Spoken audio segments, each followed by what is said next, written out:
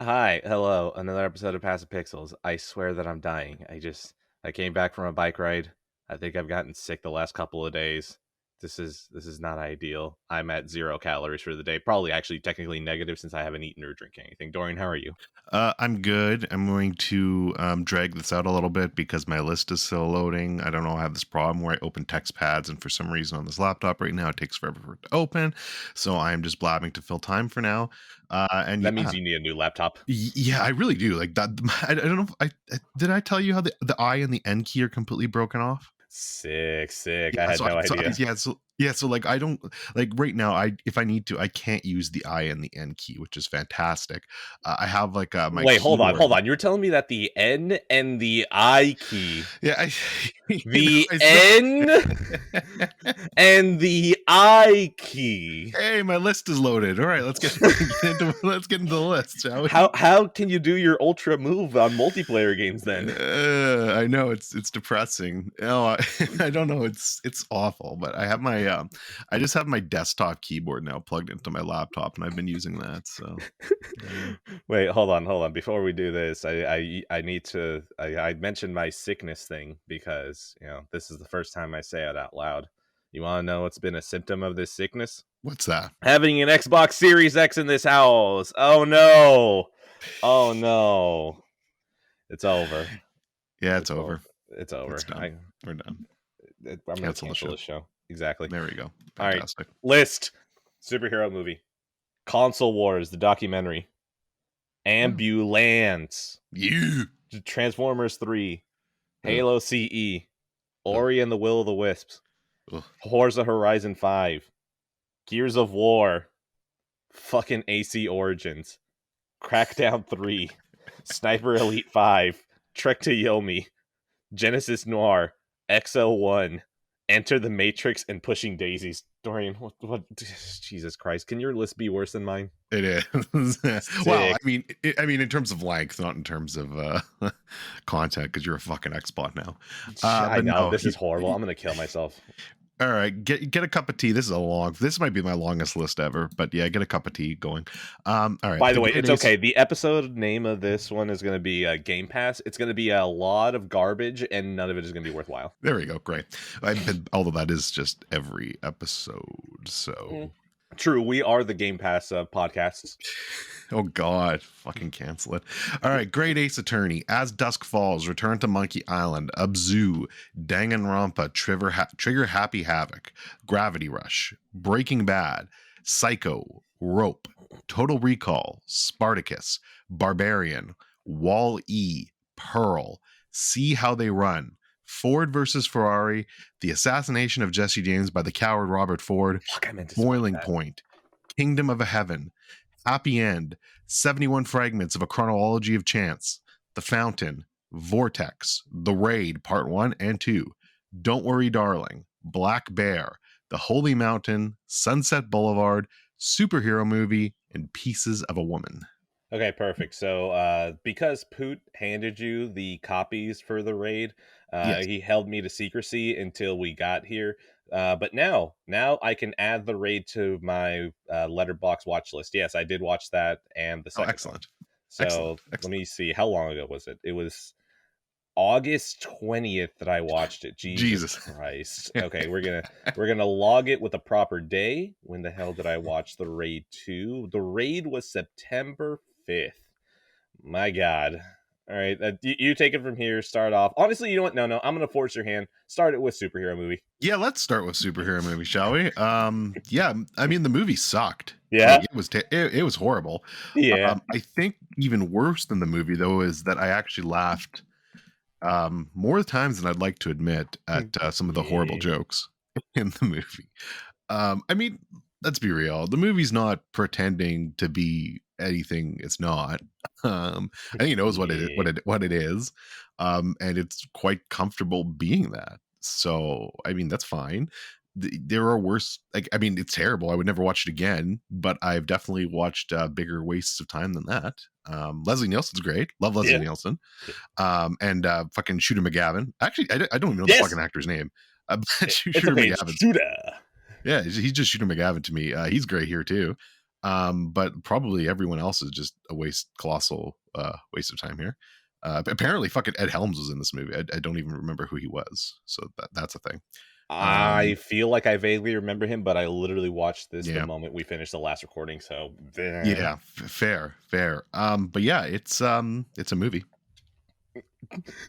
I, yeah, you kind of said everything I needed to say. It was very funny reading your very small paragraph about superhero movie and just thinking, yeah, there's nothing else I could have said. So, yeah, thank you. You spoke for both of us there. I enjoyed this way more than I should have, but this is by no means a good movie. Yeah. I mean, that just sums it up. I mean, it's hilarious to me now that that this guy went on to do Chernobyl and The Last of Us and is like a big player at HBO. So, I mean, that's funny in its own right. But yeah, The score I'm going to give this one is a whole bunch of just puppet animals humping Drake Bell to death out of 10. it's a 2 out of 5. Accurate. All right. Yeah.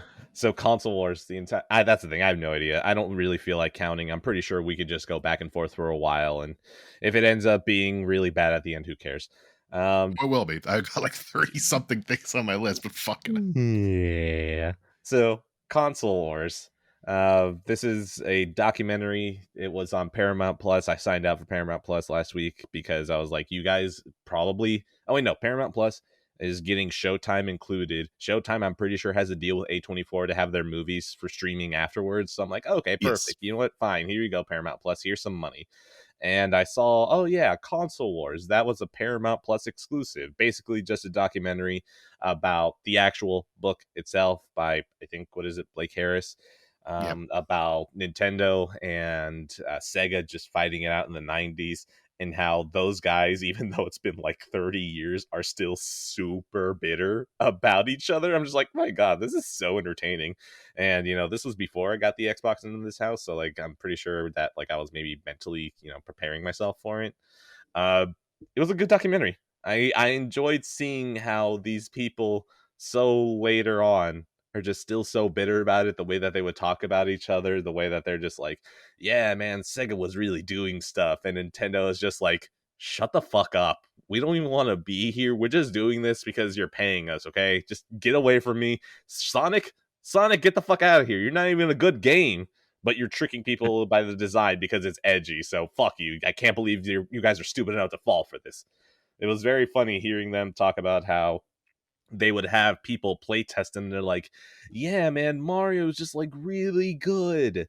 Sonic doesn't have any gameplay whatsoever. And Nintendo's like, oh, we don't have anything to worry about. We still got gameplay. And then Sonic actually hit the market, and everyone's like, oh no, people like the design and the like that is go fast. They don't understand game design. And Nintendo's just like, shit. Oh, I hate you guys. And then the funny part is that all these squabbles between the two companies end up not mattering because at the very end they end the documentary with the PS1 getting announced and the PS1 just being like, yeah, you know how the SNES sold like 60 million or 80 million consoles. Yeah, the PS1 right out the gate sold almost 100,000. No, sorry, 100 million. It's like, oh, well, shit. It seems that we were stupid fighting amongst each other, which Sony just came in and cleared out. So yeah, Console Wars, very good. That was a very good little documentary. If you want to find it through other means besides Paramount Plus, I understand.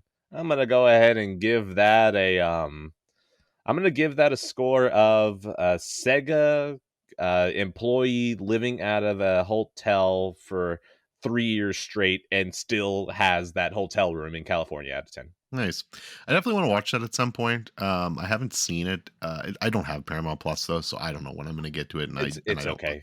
One Yeah, day A24 will crack you if for some reason they do have that in Canada. we don't. Yeah, unfortunately, we don't get Showtime in Canada, so that's not a thing. Yeah. Um, but yeah, no, I would like to check out that doc. Wait, do you guys have Paramount Plus? We do. Yeah, Paramount Plus, we do. Yeah. Okay, so you guys might actually get Showtime if it gets rolled in, like maybe. The problem is the Canadian rights are so stupid, and like Oh, A24 rights right now. I think most of the A24 movies kind of end up on Crave, but not all of them. It's fucking random. So I don't sick. know. Like after Yang, I know for sure because after Yang definitely showed up on Showtime. That was on Crave. So it's fucking random, man, honestly, and stupid bullshit. But even so, I actually burned a 1 week free trial for Paramount Plus to watch. What did I watch with that? Fuck, I don't even remember now. It was supposed to be Chinatown, but then I ended up getting the Blu-ray. Or did I buy Oh, the Blu-ray after? Fuck, I don't remember. No, I definitely bought the Blu-ray for that. Oh, you know what? It might have been Top Gun. Might have been the first Top Gun. I mean, yeah, that Anyways, makes sense. yeah. Anyways, yeah. So I'd like to watch it at some point. I'll stop blabbing though because we got a big list. I'll watch it out of 10. Okay, you're next. I'm gonna bang off 2 then because God knows I need to. We'll do my Hitchcock block here of Psycho and Rope. So we'll start with Psycho. This is a rewatch for me. The 4K Steelbook, of course. First of all, 4K is stunning. Like these Hitchcock 4Ks are just incredible. This is like, I mean, it's not quite the same level as Vertigo, which is still, I think, the best 4K I've ever seen. But it's close. Like this is really, really fucking great stuff, and just shows the absolute insane lengths Paramount went to remaster these. So shout out to them and for doing an incredible job with these movies. Psycho, obviously. I mean, what's there more to say about this movie? It's one of the most famous horror movies of all time. It's phenomenal. It's a must see for everyone if you're a horror fan, or even if you're not a horror fan. I mean, because I mean, this is from the '60s, right? So it's not really that scary, but it's just great and well made and perfectly done. Anthony Perkins is just a marvel. It's fucking Norman Bates. And yeah, this is just famous. It's spawned off so many parodies and fucking Bates Motel, the TV show. So there's a lot of history with this movie, and it is fantastic stuff. So yeah, it's great. So my score is going to be, I'm pretty sure at this point someone's going to have to break into my house and put a gun in my head for me to watch a Hitchcock movie because of how long I've been delaying it. Out of 10. Good stuff. It's a 9 out of 10 for me. Definitely one of my favorite horror movies of all time. Probably top 5 for sure. So, I really hate that this man keeps coming up and I have to repeat myself over and over and over again. Yeah, well, get ready. You'll have to do it once more because now we're talking about Rope. Sick. Just same score. I'm getting ahead of this. Same score. There you go. This was a Passive Pixels Kino Club pick in the Discord by Mr. Sean Mason. Shout out to Sean Mason. Shout out to Sean Mason forever and always. Hope you're doing good, buddy. Facts. This was in 1948. Of course, Mr. Hitchcock, James Stewart, John Dahl. Really good. This is an interesting spin. So apparently this movie wasn't really well liked for a long time, and then people came around on it. It's basically a stage play. It all takes place in one setting, which was different for Hitchcock at the time. Really, really solid stuff, though. I mean, he just shows why he's the master of suspense. Such a simple concept, and builds and builds and builds till you kind of pressure cook a little bit at the end. Yeah, I mean, this is great. This is a little bit different than what he normally does. Definitely check this out if you haven't heard of it. I don't know if this is one of Hitchcock's more famous ones. I think a lot of people do like it though, but yeah, now. But it's great. So definitely recommend it. 8 out of 10. All right. Ambulance, because nothing is a better segue from Hitchcock than another auteur. You see, Ambulance. The weirdest thing to me about Ambulance is that this is the first time that Michael Bay has ever had a female character in his movie. Like, I still don't understand. Like, that's the thing. I hate that he finally went woke and decided that women were people too, and decided to give one of them an actual script that wasn't just look hot on camera. Now, I enjoyed it. Yeah, that was fine. Yeah, sometimes you just need Michael Bay. Michael Bay is a maximalist director. This man just needs to go loud, and he needs to go boom. By the way, I'm gonna probably do this along with Transformers 3. Fuck it. I'm just getting to mix both things. Whatever. Transformers 3, I like it less, and I realize now I still like it though. Like it still plays to the parts of my brain that I'm like, fuck you. You shouldn't be pressing the Cold War button. Why are you pressing the conspiracy button? Why are you pressing the space button? And this is the best use of slow motion ever.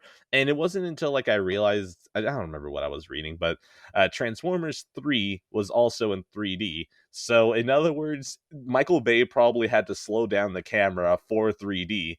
So I realized it wasn't that Michael Bay was learning from his mistakes in the first movies. It was just that it was in a different format. So he had to slow down the camera and use more slow motion. I was like, oh, well, Michael Bay should shoot things more in 3D if it slows him down a little bit, because oh my god, the action scenes are actually clear. What's going on? I can follow what's going on. I can see that it's not just pieces of metal just scraping against each other. Okay, now back to Ambulance, because that's what it feels like watching these movies. You're just like, what is even going on? The Ambulance, you definitely gave this a Jake Gyllenhaal bump. Yeah, you definitely did. There's a lot of Jake Gyllenhaal here. Also, the line of "We're not the bad guys, we're just trying to get home" becomes a lot funnier when you realize that Jake Gyllenhaal is probably the actual villain this entire movie. Yeah, Michael Bay, this man's a lot. Ambulance, enjoyable. Transformers 3, when it's separated from 1 and 2, I like less. But after you watch 1 and 2 and you go into 3, 3 just feels like a breath of fresh air. You're like, oh my god, thank god I can actually breathe now.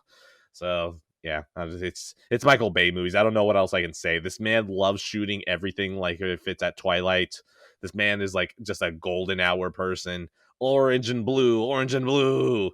There's maybe something I could say. Oh wait, no, Ambulance, I don't want to go into spoilers. I will just speak about it vaguely, which is that I don't like that the certain character at the end has an arc. You could have just made them a flat character. It's okay, because honestly, giving them an arc is actually really brain dead stupid. So Dorian, if you want to talk to me about that one, we can go into spoilers.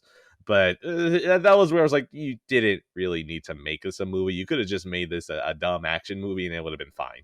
So I toss it to you for both of these. Yeah, we don't need to go into spoilers, and I actually don't necessarily disagree with that. I mean, it does bother me, but it bothers me. It's like you could have just not done that. That is actually stupid on the character's part to learn that lesson. But I would like to mention one thing, and one thing only. Jake Gyllenhaal is a good boy, and he is misunderstood in this movie. Okay, sure. That is all I need to say. Sure, okay. He is not the bad guy. He is just the guy trying to get home. Yeah, okay. Do you want to talk about how many times he just threatens to shoot other people? Just, Well, he's just trying to save his brother and get home, man. You mean the brother who like intentionally isn't trying to shoot other people, but Jake Gyllenhaal is like, yeah, what if we just blow up all these people? What if we just run them over? What if we just eat them? What if we just eat them? You got to make the tough decisions sometimes to get home. I love the idea that someone is like, they just got done with work, they're trying to leave, and they just see one person in front of them. Like they see a homeless man just dying on the side of the road, and he's just like, I'm not the bad guy. I'm just the guy trying to get home. And then he just runs over the homeless guy. That's Jake Gyllenhaal in this movie. Beautiful. 8 out of 10. I love Ambulance, man. Great movie. Ambulance is a no, that's no. You skip forward 10 seconds because my score is going to be the spoiler. So, 3, 2, 1. Just technically follow the timestamp because we're going to literally move over to the next thing. So I've warned you enough. That's enough spoilers. My score of Ambulance is going to be a become a nurse and become so detached from all of your the people that you're picking up, only to have your lesson at the end of the movie be that maybe you should care about them, which means that the next time you see someone die, you're actually going to fucking want to kill yourself because you cared. Out of 10. Look, what's your score for Transformers 3? Oh, Michael Bay needs a 3D camera more often. Out of 10. Cool. And still no out of 10. All right. Here's your piss break because I'm going to talk Michael Haneke. Perfect. So we're going to talk about Happy End and 71 Fragments of a Chronology of Chance, which, by the way, is a great title for a movie. I love it so much. But yeah, so Happy End. This is directed by Michael Haneke. This is actually his last movie that he's done. And maybe his last movie. And we did it. We survived. And maybe his last movie ever, just because he's getting old, and this was 5 years ago now. So, I mean, I'm sure he could get funding to do another movie if he did. I mean, fucking Cronenberg did. So if Cronenberg can, I'm sure anyone can. But he's getting up there in age and he's a miserable old man. So who knows if he'll do another one. But this was in 2017. God damn it. That's still sooner than I'd like. This is probably this is definitely my least favorite Haneke movie I've ever seen. Let's go. He ended on a bad note. Let's go. It has grown on me since I've watched it a little bit. I will say.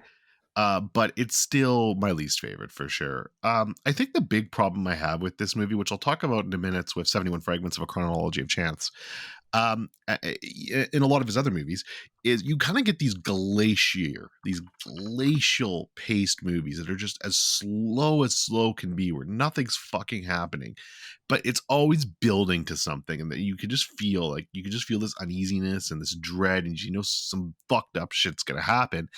And then in this movie, like, it just kind of ends on a bit of a wet fart note for me. And I think it's kind of meta in a sense. Like, I think he's doing this on purpose to fuck with people. And I mean, congratulations, Haneke, you fucked with me here. But it just doesn't have the lasting impact that some of his other films do. So, I mean, in terms of, like, it's still a fine movie. I didn't dislike it. I don't know if I'd rewatch it again, though. But yeah, it's definitely the worst of his for me. So that's all I have to say on that one. It's a 3 out of 5. And then 71 Fragments of a Chronology of Chance. This one was a lot better. I really like this one.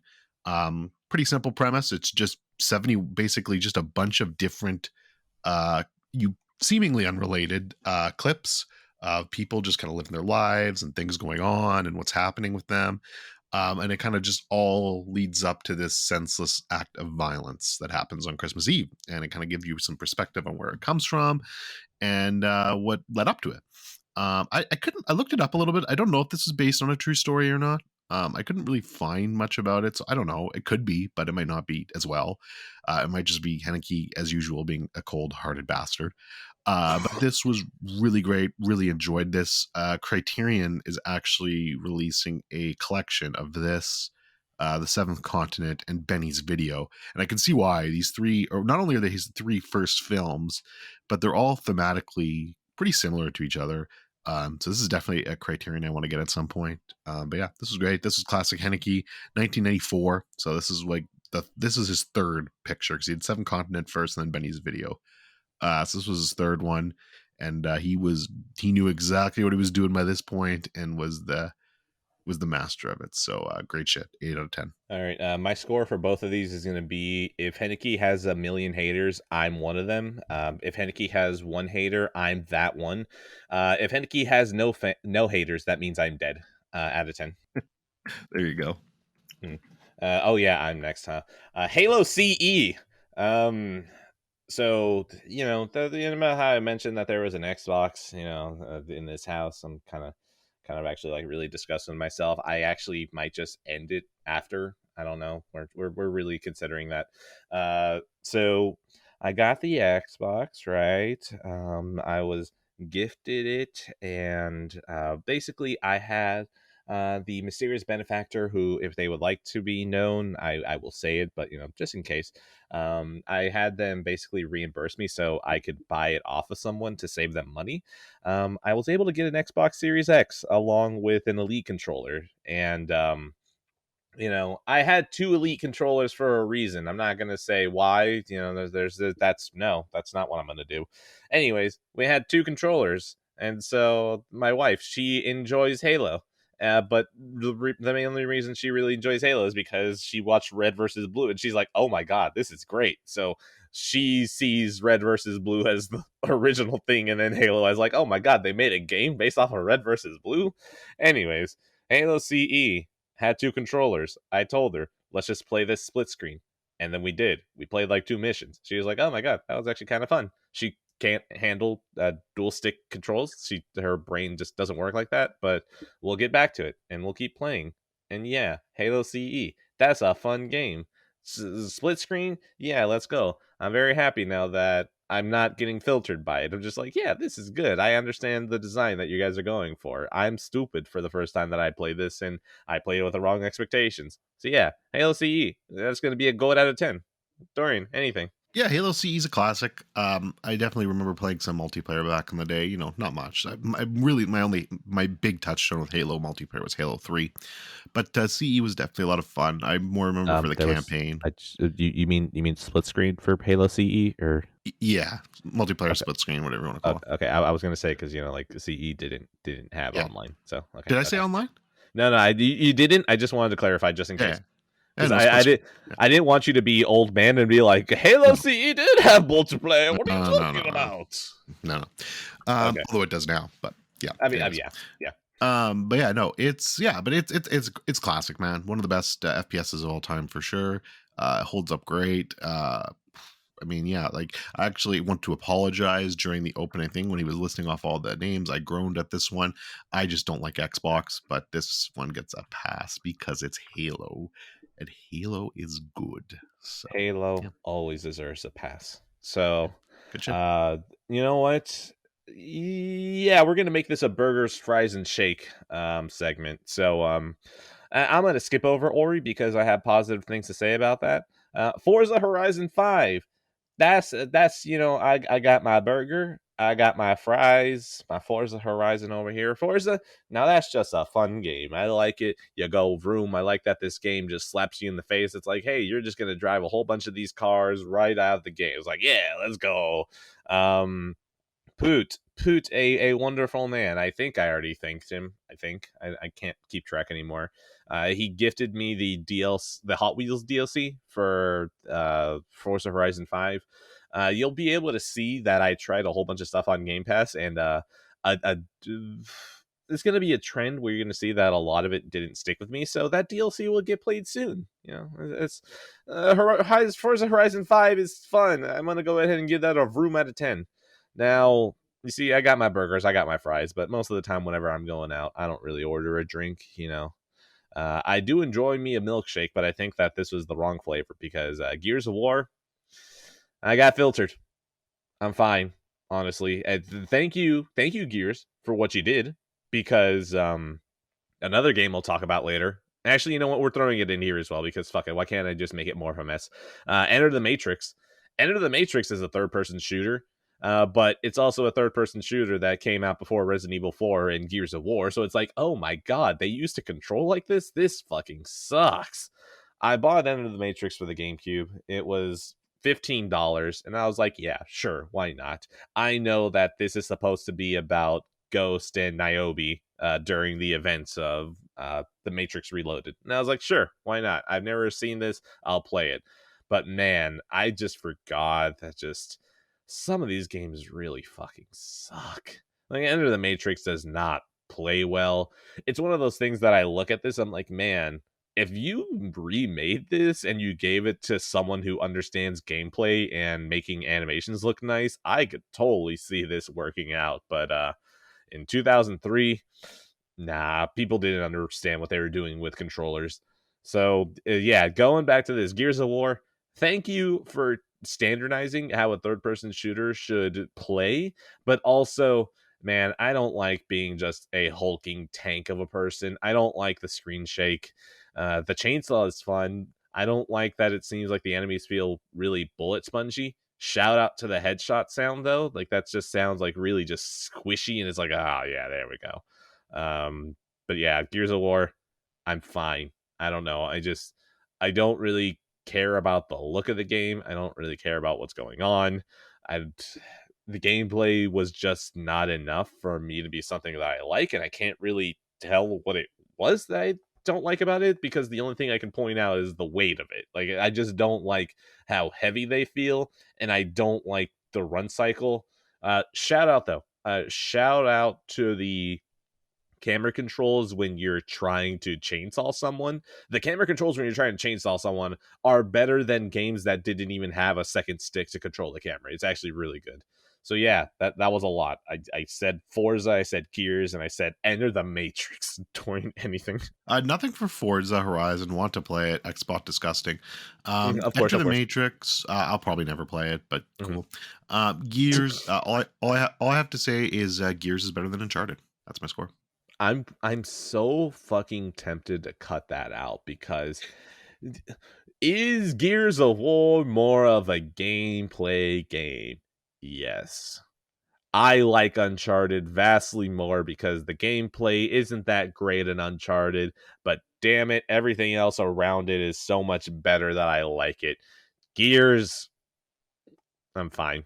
I'm fine. I'm already fat in real life. Now I had to be fat in a video game. I'm fine. Wait, okay, so Forza, Vroom out of 10, Gears filtered out of 10, End of the Matrix, no, out of 10. All right. Let's talk about the raid now. Because All that's right. another two block for me. Raid 1 and 2. So these are directed by Mr. Gareth Evans. Very famous action movies. This was happily donated by Poot.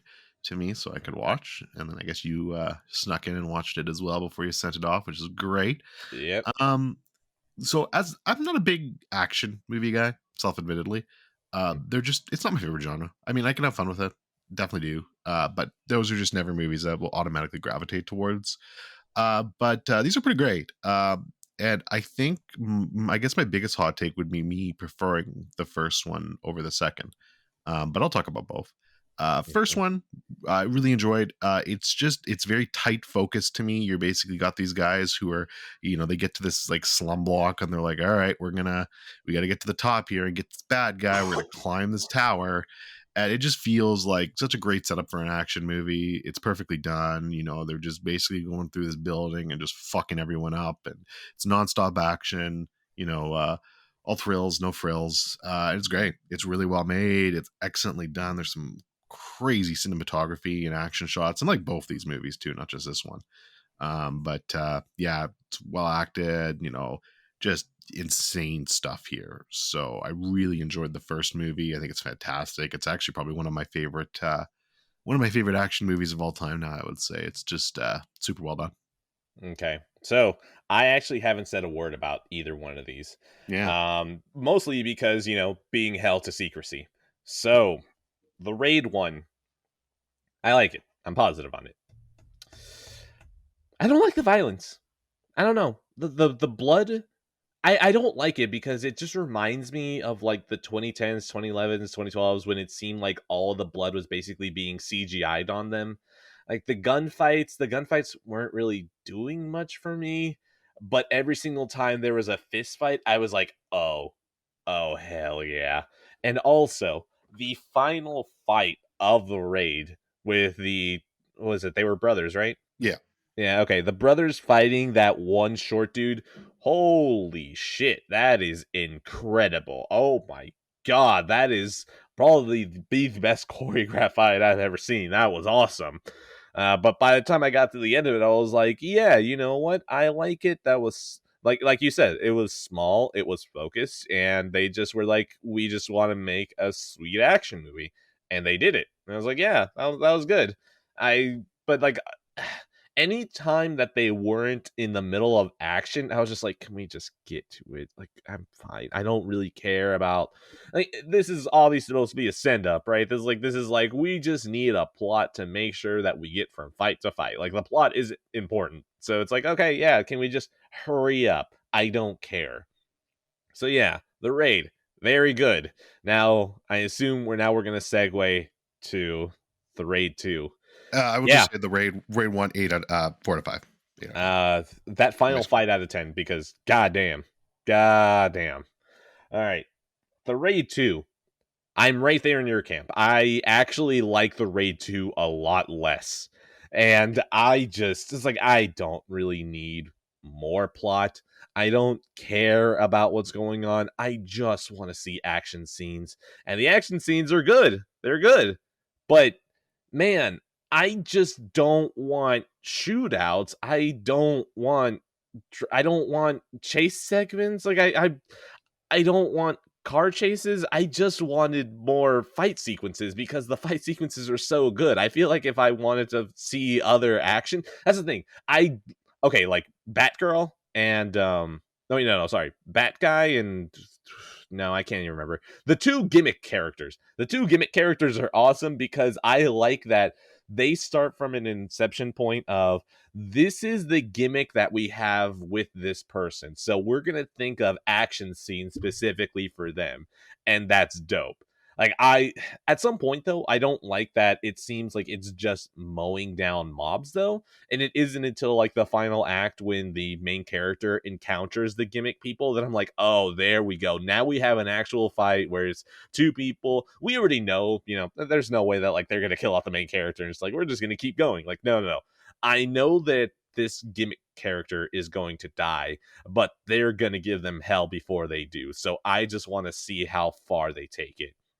So yeah, the raid 2, honestly, it's way too long. I don't like how much plot there is. I would have just preferred if they would have just dropped so much of it in favor of just going way more focused on martial arts again. yeah, anything that isn't the martial arts, I was just like, I don't want to do this. I don't want to be here. Yeah, I'm positive on the raid 2, but I do agree with most of what you said. First of all, it's when you get to the actual action bits, it's fantastic. Especially again, the ending for me of this one, like you said with the raid 1, which I agree, it's a phenomenal fight sequence. I think the one in the raid 2 is maybe close to just as good. Like it's fantastic as well. The kitchen one. Yeah, Oh boy. it's phenomenal, and that's why I just like the first one a bit more, just because it's so focused and it knows what it's doing. Where this one, I get it, they were trying to make it bigger and bolder, and they threw They a were lot of doing story everything. in here. Yeah, they were trying to do more with this one, and a lot of it does work in their credit, but it just there's a lot of more downtime in this. Like it's too long. Like there's too much here, and it didn't need to be this much. Which sucks because like it starts really great. Like I was hooked in right from the start, I and then wasn't. the end. Oh, I fair was enough. Yeah. like, once I realized that it's like we're going to follow along with this plot line for the first one, I was like, oh, I was kind of hoping that we would just just say fuck the pretenses. We're just gonna do whatever we want now. It's like we once I realized that they were just like introducing like the fact that the events of the last movie already happened. They're like, we're gonna need to keep going with this. I'm like, man, I kind of wish you guys would have just like started from zero again and just like been like, we're gonna literally just use the same actors. We're gonna use different names. We're gonna have a different scenario. Who cares? And I'm like, okay, perfect. Yeah, that's fine. Yeah, no, I get that. I found it interesting, but you know, it's definitely a shock and very different from what the raid 1 was. But yeah, no, I mean, it's fun. I still enjoyed it. I definitely had a fun time with it. I would watch it again. I Yeah, think it same. was fun. It was a blast. But it's just, to me, I think the first one just knew what it wanted to be, I think, better, and executed on that. Where 2, it tries to do just a little bit too much. It's bigger, it's messier. That's a good movie, but it's just not as focused for me as 1. I don't know, man. It was just losing me often because anytime there wasn't anything action wise, I'm just like, I don't care about this criminal underworld. I don't Yeah, throw a a lot of that stuff. fucking punch. Yeah, a lot of that stuff. Like after, like I was basically really in until he, I mean, minor early Oh, spoiler. how important are the plot? Yeah, How important is the plot? exactly. He has to go undercover into prison, and basically when he gets out from that point on, I did not care about any of the underworld shit. Like I just did not give a shit. Anytime it went to that, I was like, all right, can we get back to like action, please? You know, it makes And me yeah. so sad because like watching that prison scene where he takes on like fucking Oh 40 fuck, so good, dudes. so good. It's so awesome because like Yeah, that felt like okay, yeah, the first movie made some money, so we can go a little yeah, bit crazier. And that is absolutely how you go a bit crazier. You're just like, yeah, yeah, we're going to have this one dude in just a bathroom stall take out like 10 dudes in this tiny little space. How do we get really creative in making an action scene with like 2 by 5 amount of space work? It's like, yeah, that's fucking awesome. But then, like, I don't know, man. I come back to the car chase scene because the car chase scene is being cross cut with the 2 gimmick characters, and every single time that we got to the gimmick characters, I'm like, I should like this way more than I do, but I don't. And I think it's because like the gimmick characters, I get it. You have your gimmick, you're taking out mobs, so I see how you fight. But then it just cross cuts to the car chase. I'm like, I don't know, man. You guys should probably stick to the martial arts. I'm fine. This car chase really isn't doing much for me. And then just going back to the gimmick characters, I just keep thinking, man, it'd be a lot cooler if you guys were actually being challenged a little bit besides just demolishing these nobodies. But yeah, I can't wait to see the reaction to my feelings about this and just the all the filtered emojis. Just I'm just ready for it. I accept it. This is probably the least popular thing that I've done so far. I'd like the record to show that I still like these movies. I'd still watch them again, but man, for this is one where I never like the term overrated. I prefer the term, underwatched because usually that's just what it is. I will say that this movie was overrated with me coming out of it. I yeah. understand that everyone likes it. I'm good. I'm filtered. I just don't care about the underworld shit. Just throw a punch. No, I guess if they're gonna throw filters on you, then they'll have to throw them on me too, because I agree with most of this. Like, I guess maybe I think I'm a little more positive on it than You are. you. No, that's the I, thing. It's because like the things that I can say positively about the Raid 2, I could say about the Raid Redemption. So it's like, am I going to really just overlap myself by just being yeah. like, the fight scenes are awesome, and also the fight scenes are awesome? Which I guess I just overlap myself there. There we go. Well, that proved my own Yeah. point. Well, I'm definitely more positive on the first trade than you, but I think we're closer on the second one. It's good. It's good. It's really good. I just wish there was more to it, and I definitely do agree it was a little bit overhyped for me as well. So Then I would like the record to show that I am actually very positive about the first one. If you feel like I'm coming down a little bit cooler, then I need to bump that up a little higher because yes, no, the Raid one I very much enjoy. If that was I enjoy a good fist fight. My literal just only complaint is that I don't like the blood squibs. No, not the blood squibs, because like squibs are the actual real things that spray out of you. I don't like the CGI blood. Like, I just give me squibs. Give me like, I don't care if you literally have someone walk on set and then smash like ketchup on their face so it looks like it's actual blood and not like the terrible CGI blood that plagued movies like in the late 2010s. I mean, sorry, early 2010s. Like, just please, just use squibs. It's okay. Just use ketchup. I don't care what you use. Just please don't CGI in the blood. It was honestly reminding me of Dread. Which, oh yeah, speaking of which, yeah, the Raid Redemption. That's a Die Hard, isn't it? That's a Die Hard. yeah, absolutely. Yeah. So yeah, the Raid Redemption. Yeah, dope. Out of 10. The Raid 2 is you could have kind of cut back a little. Out of 10. Cool. We're gonna go 4 out of 5 for the Raid 1 Redemption, and a 3.5 out of 5 for Raid Part 2. Perfect. All right, I'm gonna go ahead and get this one out of the way because this is just we're gonna get some positivity in here. Yeah. Ori and the Will of the Wisps. So continues on my Xbox journey. So, oh yeah, I forgot to mention this. You know how I said that I bought this Xbox off of someone? It came without an account. So there was just someone who was using this. They didn't have an account on there. Uh, GTA 5 was installed, so that lets me know that it wasn't formatted or anything. Disc, by the way, it was disc, so I couldn't even boot into it. So I am using this thing, and I was like, all right, well, I bought Halo digitally, so let me go ahead and play the Master Chief Collection. So I started playing a little bit of multiplayer, and I was like, wait a second, how the fuck can I play multiplayer? I don't have Xbox Live. I haven't had Xbox Live for 2 years. What's going on here? And actually, has it been 2 years? Oh, that's fucking weird. It's been 2 years. I don't understand how that works because it says my Xbox Live expired in 2020, but I'm like, I didn't even have my Xbox by then. I don't understand how that works, but whatever. I'm not going to question it. So I'm playing multiplayer. I'm like, wait a minute. Why do I have gold? Why can I play online? And then I jump in through the settings and I realize, oh my God, why do I have access to Game Pass? And talking to some Xbox, they told me that maybe the console I have is the Xbox All Access console, where someone is probably still playing for it monthly, and that comes with Game Pass and Gold. Game Pass Ultimate for like 2 years. So I have no idea when my Game Pass goes away. So that's the theme you're going to see with a whole bunch of stuff here. It's going to be a lot of Game Pass stuff because I was like, well, why not? I might as well try it before I lose the time and all that. Anyways, Ori and the Will of the Wisps. This is not a Game Pass game. It is on Game Pass, but I'm not playing it on Game Pass. I'm playing it from an actual disc.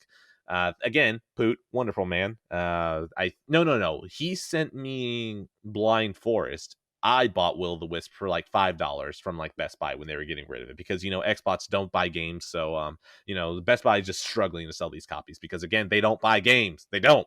Ignore how I said that I bought Halo. So Will of the Wisps. It's going to be a while before I come back to this because I need to get rid of these Game Pass games before I play an actual game that I can play whenever I want since I have a disc for it. That being said, God bless Ori and the Will of the Wisp for having Dolby Atmos audio. This game sounds so fucking good. Also, why did no one tell me that they gave Ori a sword? this game is fucking awesome. I want to keep playing it, but I know that since I have Game Pass, that I should probably not even get my money's worth, because it's not like I dropped any money, but I should get that other person's money's worth and actually use it for all it's got. So Ori of the Will of the Wisps, I'm like maybe an hour or two in. I'm in love with this game. This is so fun. It's so good to play a game that doesn't suck, because so many video games suck. But yeah, Ori of the Will of the Wisps, I can't wait to come back to it. That's a good game. I'm gonna go ahead and give that an art out of 10.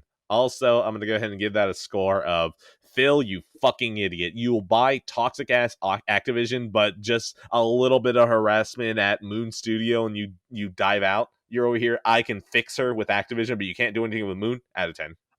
Okay, so I do have some thoughts on Ori, but give me 1 second. Never. So I'm actually no. I'm kicking you off the show if you don't answer in like 3.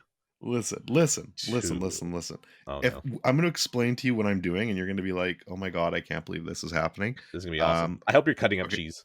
No, I was just entering a contest for Smile. Okay. Anyways, I hope. Please let me tell me that the competition is like you have to send a smile. You have to send a video of you smiling, and if you win, they throw you in the credits. No, I wish though. Fuck, that'd be great. God, I can't wait for Smiles tomorrow though. Anyways, all right. Ori and the Will of the Wisps. This game's great. I love it. It's fantastic. It's probably one of my favorite Metroidvanias I've ever played. It's a huge step up over the first one in almost every way for me. The sword is great. The combat feels really good in this. Everything is just great. Great atmosphere, great music, great art, everything. You're going to have a treat when you finally get back to this. It's unfortunately, it was just 2020 is a really stacked year for me, so it's just out of my top 5 for the year. But yeah, I love this game. It's great. So yeah, it's an 8 out of 10 for me. I can't wait for you to get back to it. We can talk about it more, but definitely a really, really great game. All right, so now your turn, because we gotta keep going back and forth on this. Yeah, I got a lot left. Yeah, okay. You honestly run it down, because a whole bunch of these are gonna be like really quick for me. So yeah, well, I've got, how many do I have left still? I've got like fucking over 20 left still, so I got a lot. All right, well, I'll bang out a couple here that I don't have much to say about. So I'll talk about Abzu first. Abzu, I don't know how the fuck to say this. Abzu, Made by I think, has been how most Abzu. people say it. There we go. All right, made by Giant Squid Games. Look, I finished. What did I finish? Fuck, was it Great Ace Attorney? I think it was Great Ace Attorney. Or no, it was As Dusk. It was As Dusk Falls, I think. Yeah, that's it. It was As Dusk Falls. I finished that, which I'll talk about later. And I was like, fuck, I need something to play before return to Monkey Island, which another mysterious benefactor who is totally not the same person gifted me this game. So yeah, it was very nice of him. And I'll talk about that later too. But Abzu, and I was like, I need something really quick to play and just kind of bang it out. So I was looking at my list, and this was on there. It was like listed as like 2.5 hours to beat. I beat it in like an hour and a half, so it was even quicker than that. And it was fine. Like, I mean, it had nice music. That was the best part about it. The music was really nice in this. Definitely a vibe, chill game. Yeah, I mean, it feels like it's just trying to be very similar to Journey, and I mean, it's not that good, but I mean, it was fine. Under the Sea, cool, I guess. I really don't have much more to say. I don't understand why they put the Little Mermaid as an Easter egg at the end of it. Yeah, I don't know. Have you played this? I played a little bit, but I'm just wait. No, don't fucking tell me that. What? Did they? Oh, I okay. Look, I already forgotten about this game, so I was like, oh, did they? And like, I was trying to remember if they did or not. No, they don't. Then no. There's no Little Mermaid. But it's Under the Sea. It's because you said Under the Sea, and I was just like, that's why I started laughing. Okay, no, I get it. No, I thought you had played this or something. Okay, I played a little bit of it, but like not enough to get to the end. Cause like I'm fine. I mean, you played the whole game then, so. Oh yeah, I'm fine. It's fine. It's okay. I would never think about this again. 6 out of 10. There you go. Abzu. I don't understand how this is from the people who left that game company. So God, I really hate that name, because it's like that game company. It's like no. That game company. That's their name. Their name is that game company. Yeah, which one are you talking about? Shut up. So, it's very funny that the developer of Abzu Giant Squid. Giant Squid. Is made up of people from that game company. Which so game it's company?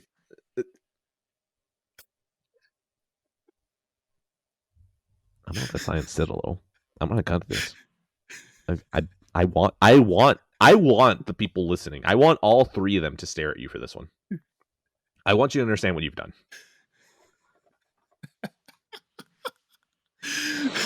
Moving on. It's very funny to see the people who left that game company to go over to Giant Sparrow and then just make a knockoff of something that they already did. It's very funny that Journey feels like it's about the journey of life, about birth, about childhood, about adulthood, about old age, about death, and then about the afterlife. And then it's very weird that Abzu just aims a lot lower. It's like, yeah, man, we gotta take care of the oceans and stuff. And it's like, yeah, that was it. Like Journey is a universal thing, but then this feels like honestly, this kind of reminds me of Avatar. Something that I forgot was on the list, but like I wrote it in there. But it's like, man, this is it. Do you realize that how late you are to this message? Like, yeah, we know. Like this is Aldous Snow in Forgetting Sarah Marshall making that song. We gotta do something. We gotta do something. By the way, if anyone, I really hope that at least one person who's listening is just like, oh my god, I forgot about that from Sarah Great Marshall. movie. Well, there you go. Yeah, Forgetting Sarah Marshall's fucking great. So yeah, Abzu is pretty. It's definitely Austin Wintory is definitely trying there. Like he's definitely trying to carry it all, but like the game just can't handle it. My score is gonna be go play the Pathless out of 10 instead. Cool. We got to do something out of 10. All right. Let's. Okay, I'll just beg off some more here because I really need to. Danganronpa, Trigger Happy Havoc. Why? Yeah, why? It's a good question. So I'll be honest with you. Like, I just wanted something to play on, like, just to have on my Steam Deck that I could play for like half an hour at a time, an hour at a time. If I didn't feel like firing up my console, I've been wanting to replay these forever. So that's all this is. I'm honestly probably not going to mention this again unless I finish it, and then I will talk about it more. But yeah, this is just a very side playthrough thing. And in fact, it's about to get completely halted because I've started Trails from 0 on my deck. So I'm just going to be playing that going forward now. But it was cool to go back to this for a minute. I love this game still. Hifumi is the GOAT. That is all I have to say. These are on Game Pass, so that should tell you they're a quality out of 10. Touche, you got me there. Fuck. You see, the problem is that now that I have an Xbox in here, I can just talk so much shit, and it'll lean a little bit more real than I expect. At least back then, it's like facetious, where it's like I don't even have one. Why am I talking shit? But now that I have one, it's like, oh no, you've let me into the house, you fools. Yeah, fair enough. All right, that's all I have to say. So yeah, and you've made your thoughts on Danganronpa clear, so we're good. Yeah, no, go for the next one. Yeah, okay, cool. I'm just, again, very quickly, Breaking Bad. I'm on the last season now, so you know, it's great still. I love it still. Definitely very, very, very different than Better Call Saul. It's very, very, very good in its own way, though. I can honestly, I think, understand someone liking either of them more. I personally just prefer Better Call Saul, and I still feel that way throughout this entire Breaking Bad rewatch. But you do forget how good Breaking Bad was at points, and some of it is just peak television. So great shit. Can't wait to finish it. Mm-hmm. Yeah, I'll get there. I haven't watched any Saul in a while just because I've been spread out differently for TV shows. It wasn't on the list here, but like I was off to the side hearing it while my wife was watching. I'm not even gonna add time step. I'm just saying this. My wife started Archer, and it's like, man, Archer's so fucking good. She had a coworker tell her about Archer, and I'm just like, I watched like 7 or 8 seasons of Archer, and it isn't until a coworker told you about it. It's like, hey, maybe I should try Archer. I'm like, how am I going to reach these kids? How am I going to reach these kids? Archer's interesting. Like, I actually really like that show, and then it just falls off a fucking cliff for me. So I don't know what happened, but like the first like 3-4 seasons. Yeah, I think that's when it just fucking fell off for me, and I just didn't enjoy it. But like the first fucking 3 seasons of that show, it's one of the funniest fucking animation I've seen. I love that show. I don't know. I think the gimmicks ones were like at the start of like season 7, so like there's probably way more seasons that you're not giving credit to. That could be it. Then yeah, I might be fucked up. That's very possible. Anyways, Yeah, good show. no score for Archer because it's not even getting a timestamp. Just goddamn it, I want to watch more. Zone! Oh no, I was thinking Lana. What? I just wanted to see if you were listening. There you go. That's how you get ants out of 10. Dude, Archer is so fucking quotable. It's so quotable, man. I want to go to Whore Island. Don't we all, Archer? Don't we all? All right. I'm gonna keep going. We need to move on. Like if not, we'll just endlessly quote back and forth. Yeah, we can go back and forth all day on that shit. Gravity Rush. Phrasing. God, I love that show. Stir Friday. Okay. Gravity Rush. That's actually a better name than I had. Yeah, it is. Fuck. Okay, Gravity Rush Remastered. Yeah, so this was fun. I really liked this game. It was good. Fuck you. No, I liked it. 6.5. Fuck you. It's fucking means I like it. It's a good game. Fuck you. You should not listen to scores anyways. Listen to the content, not the score. No, fuck you. If you put a score, that's all I'm gonna focus on. Just so it makes you worse. So this was made by Rest in Peace Studio Japan. You no longer exist. It's sad. Jim Ryan needed to fucking buy some more Bungie though, so that's what we got instead. Jim said that if you guys got an 8.0, I will close you down. Yeah, he knew I was going to give it a 6.5, so he's like, I'm sorry, it's over, guys. It's over. And then he used the power of the SSD on the PlayStation 5 to travel forward into time to notice that you'd give it a 6.5. It's like, I can't let that happen. It's all over. I'm sorry, Studio Japan. It's on me. Fuck you. You're the worst. You ruined my dream. This is why there's an Xbox in my house now.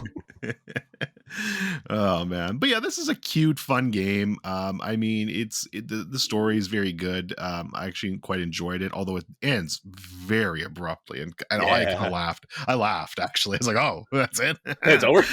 Yeah, but I actually really like the final boss is great. Like those last few chapters are really good. My biggest issue with this fucking game is holy shit, the controls just filtered the fuck out of me. And now to be clear, I did not play with gyro. I think I would rather replay through the entirety of Days Gone on ultra hard mode and platinum the game than play a game with fucking gyro controls. I hate you. It's fine. Take the Kool-Aid. Take the Kool-Aid. I fucking hate gyro controls. I can't stand them. So I would rather just fucking battle it out with fucking horrible regular controls. And there were just points in this game. Like there's this one chapter where you basically have to just like you're diving down this tunnel and trying to escape. And this other bitch, what's her name? Raven. Raven is a nice little girl. Oh, she's a nice girl, but she was a bitch at that point. She's basically chasing after me and fucking hurling blue shells at me from fucking Mario Kart. And I cannot fucking avoid this shit, man. Like I tried everything and it would be RNG. Like sometimes she'd like only like do 2 blue shells and I'd be like, okay, this is fine, I can kind of dodge one of these. But then sometimes she'd just like have fucking 7 blue shells that would fucking float around and boom boom boom boom boom 7, and I could not avoid that many, and I was just getting filtered so hard. I was stuck at this part for over an hour and I just kept dying and dying and dying, and I almost broke my DualSense because there was one part where I was like right at the very end. Like there's a tracker to how close you are. I swear to God, I was 47 meters and I died. And I just about fucking smashed that controller. And then I found out, right near the end, I found out, oh, if I fucking upgrade, you have like upgrades in the game.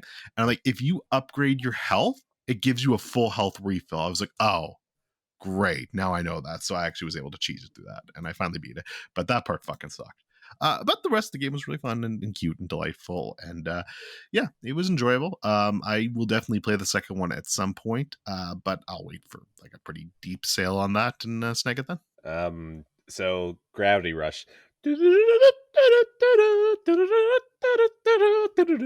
Like, oh my god, just why is Gravity Rush such a vibe? You just play this little thing. It's like a little cozy blanket. You got these nice characters. Nothing's just that much in danger. Sure, there's children that fell at the bottom of a well of a whole bunch of gravity and could potentially have killed them and torn them apart in pieces. But it's okay. It's a chill time. You want to hear some jazz music? Come on, man. You like jazz?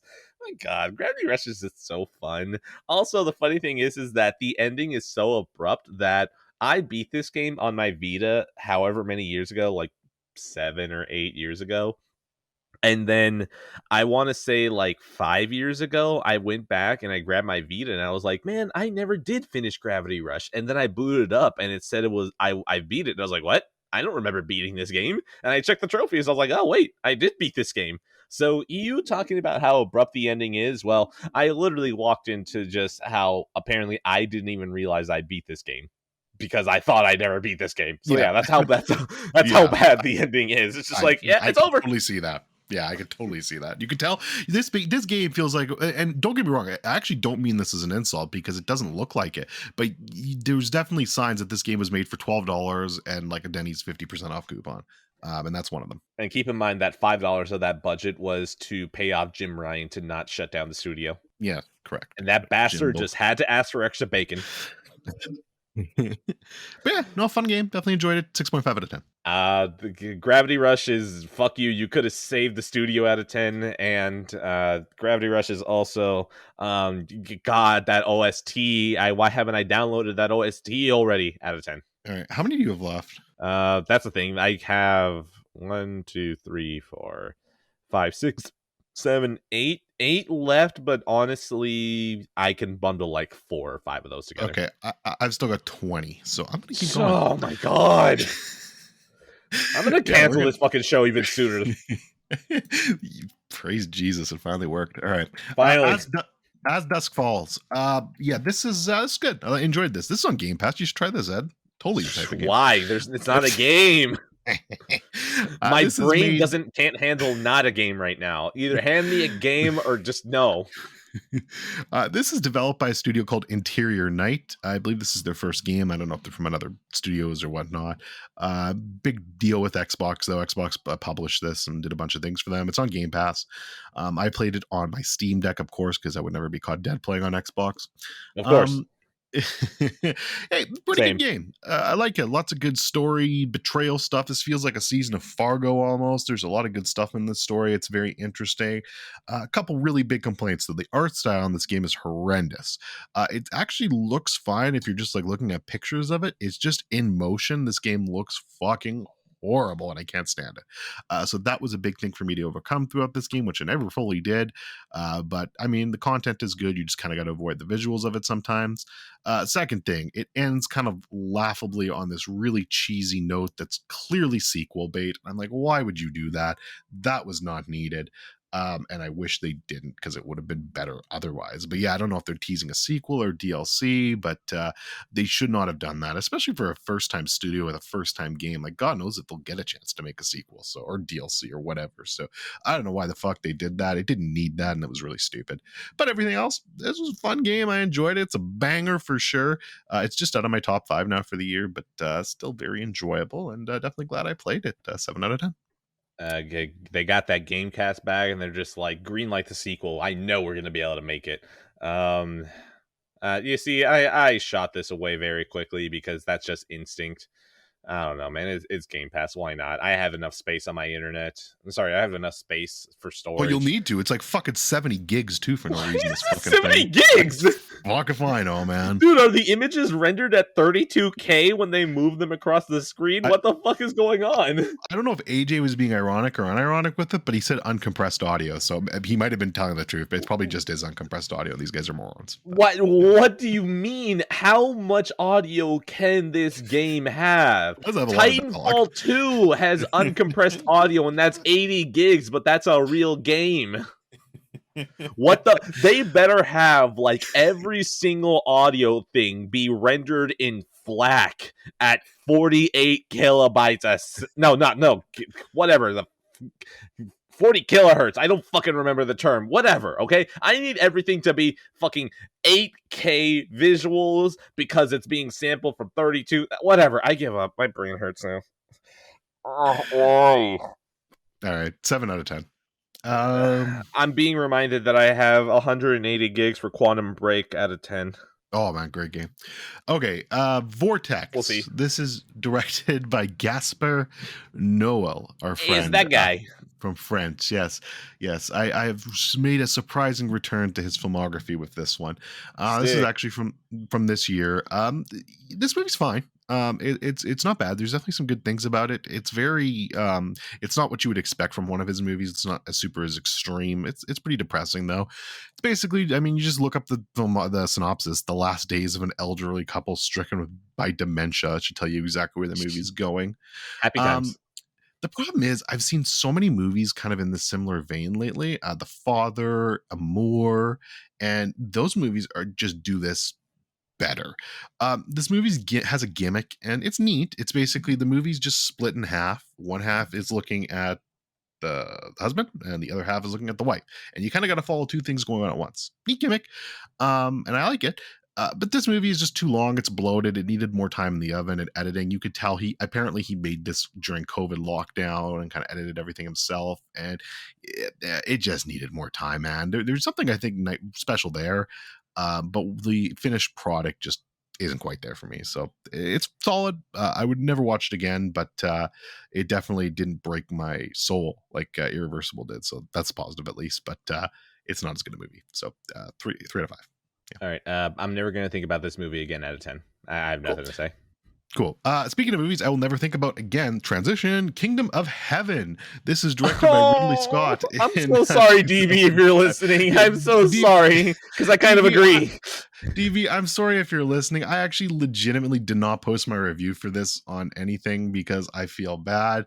I really didn't like this movie. Oh, you didn't even like it? Okay. No, I didn't like this, man. Like, I'm going to be like straight up. I gave this movie a 5 out of 10 and I'm giving it a DB bump.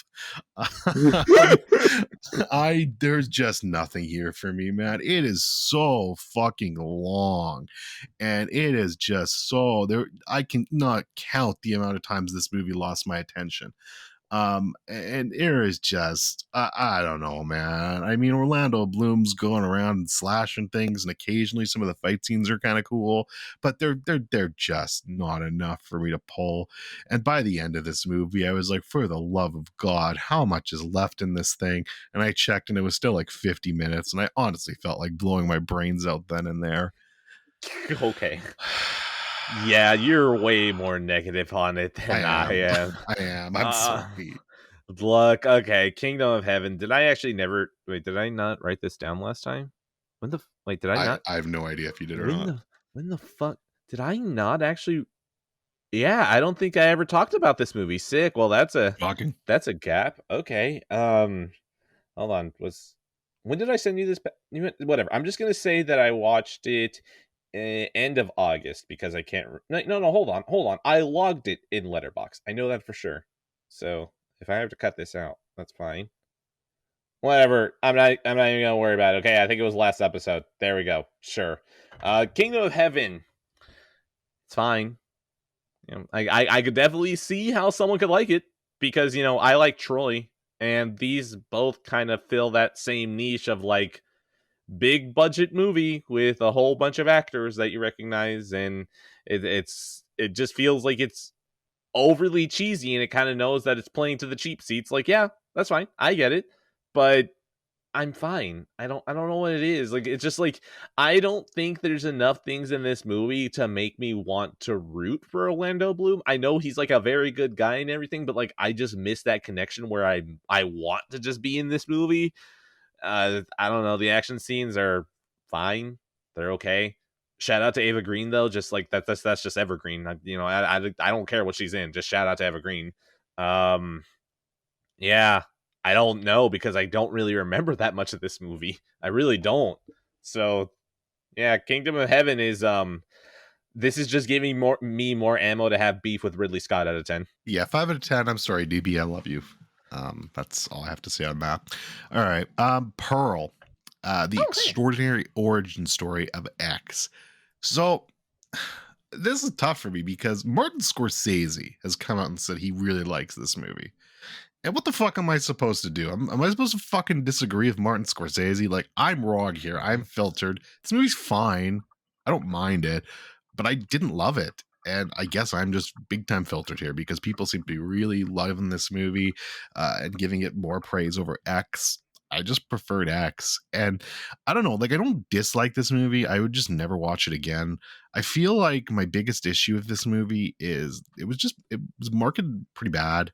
Like, I mean, well, and not only was it marketed bad though, I mean, like X was X is such a different movie from this. And it's fine if you want to make a prequel that's different and like not in the similar tone, but I feel like it should be at least the same genre, I guess. And it's not. Like, this isn't even a horror movie at all. It's basically a psychological thriller and watching this young lady just completely have a mental breakdown. And I mean, there are good parts about it. Her performance is really solid in this. It's strong as hell. And she has this like 10-minute monologue at the end that's probably the highlight of the movie, and it's really well acted. But man, like the good like first like hour of this movie, it's only like an hour and hour and 40 minutes long, I think. I just couldn't care what was going on. Like, it didn't draw me in. So it's fine. Like, I mean, by the time you get there till the end, there's some good stuff that happens there, and Mia Goth's great. But far be it from me to disagree with Mr. Scorsese. So I guess I'm just filtered. Yeah, you know what? The fact that they've greenlit 2 more movies, I mean, this one included, I guess, based off of X, means that there is so much less chance that I ever watch X. I'm fine. I don't really want to. I'm fine. I'm just not going to watch any of this. That is fair. Fair enough. All right. That's it. 3 out of 5. Moving on. Let's talk about Barbarian. I rewatched Barbarian. Have you talked about it on here or no? I forget. No, wait, hold on. Did I not write down Barbarian? Jesus Christ, I am Yeah, I don't messing think you. up. Yeah. Yeah, I don't think you did, my friend. So yeah, you take this. You take this. This is your first watch. Go. All right, Barbarian. Barbarian was a fun ass time. That was really good. This. You told me, go with other people. Honestly, that just meant that I dragged my wife against, my better judgment. She What was it? I want to say it was a couple of days ago that she was like, oh yeah, we went to go watch Barbarian, but that wasn't really that much of a horror movie. And I was like, no girl, that was a horror movie, you can count that one. So it's very nice that Barbarian had, I guess, enough of a tone that she was like, yeah, that wasn't just straight horror. And I'm like, okay, cool. But yeah, Barbarian, that was such a fine time. That was a little fun movie. It definitely knew how to be properly creepy. Definitely at some point with a basement, and I love the shift. I hate that even saying it is potentially giving something away, but that shift is great. So yeah, you watched this recently. Go for it. Yeah, it was a rewatch for me. I watched it for a second time. I really wanted to go with my dad because he's a big horror guy and he genuinely liked this as well. And yeah, it was just so well made. I Hold still on. loved it. Hold on. It's great. Hold on. Hold on. Yeah, I'm just sucking off Barbarian still, and here we are sucking off Barbarian still. It's a great movie, a lot of fun. It's good stuff, man. Like, if you like original horse movies, that it's actually expanding in theaters now. It's doing really well, so I'm really happy for it. It had a very tiny budget. It's already blowing that out of the water. So good for Zach Greger, good for Barbarian, and I hope people continue to see this lovely movie. Yeah. No, I don't want to go into spoilers. I am very happy with this movie. I'm very happy to recommend it. So if anyone could just go watch it, that'd be great. Yeah, agree. 4 out of 5. All right. You have a rating for it? Barbarian is gonna be a breastfeeding out of 10. All right. Gonna go into the Holy Mountain now real quickly. I hated this fucking movie. I really, really, really did not like this movie. It's pretentious. It's everything you would expect from a movie like the art house pretentious bullshit. I gotta admit that I was actually expecting to not be as down on it the first like 20-25 minutes. I was kind of like, okay, this is funny. Like, I mean, I get what they're doing here. But then the director actually gets involved and becomes an actor, and yeah, from that point on, I'm like, oh, okay, this is just going to keep going. And it does. And it keeps going and it keeps going. And this is just everything I fucking despise in art house movies and pictures Oh, and that kind hell of yeah. pretentious bullshit. Yeah. You're probably going to love this movie when you get to it. Have fun. No. 1 out of 5. I can't stand this movie. All right, I gotta pull this up now on Letterboxd. What's going on here? All right, Holy Mountain. There we go. Wait, what? No, that is 10 minutes. That is definitely not the one I'm looking for. Wait, is it from 73? In 73, directed by Alejandro Jodorowsky. Oh, okay. A Mexican master leads a Christ figure and other disciples to a mountain of immortal wise men.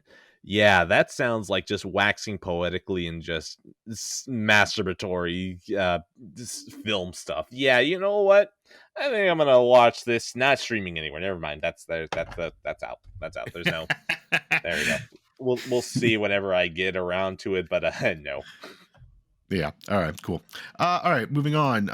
More mid movies. Don't Worry, Darling. This is just released this year with all the controversy. Directed by Olivia Wilde, Florence Pugh, Harry Styles, Chris Pine, Olivia Wilde's in it as well. This movie is like a really bad episode of Black Mirror. Honestly, is the best way to put it. There are parts of it that are really good. Florence Pugh's performance in specific is fantastic. I like Pooh though; it's just fun. Florence Pugh. That would be you want Florence Pugh and GamePass, and the allure of GamePass. No, that has to be somehow the title. I don't understand. I hate.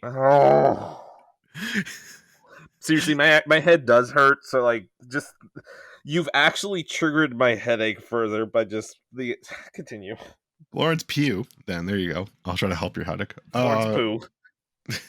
Okay, now we're going opposite world.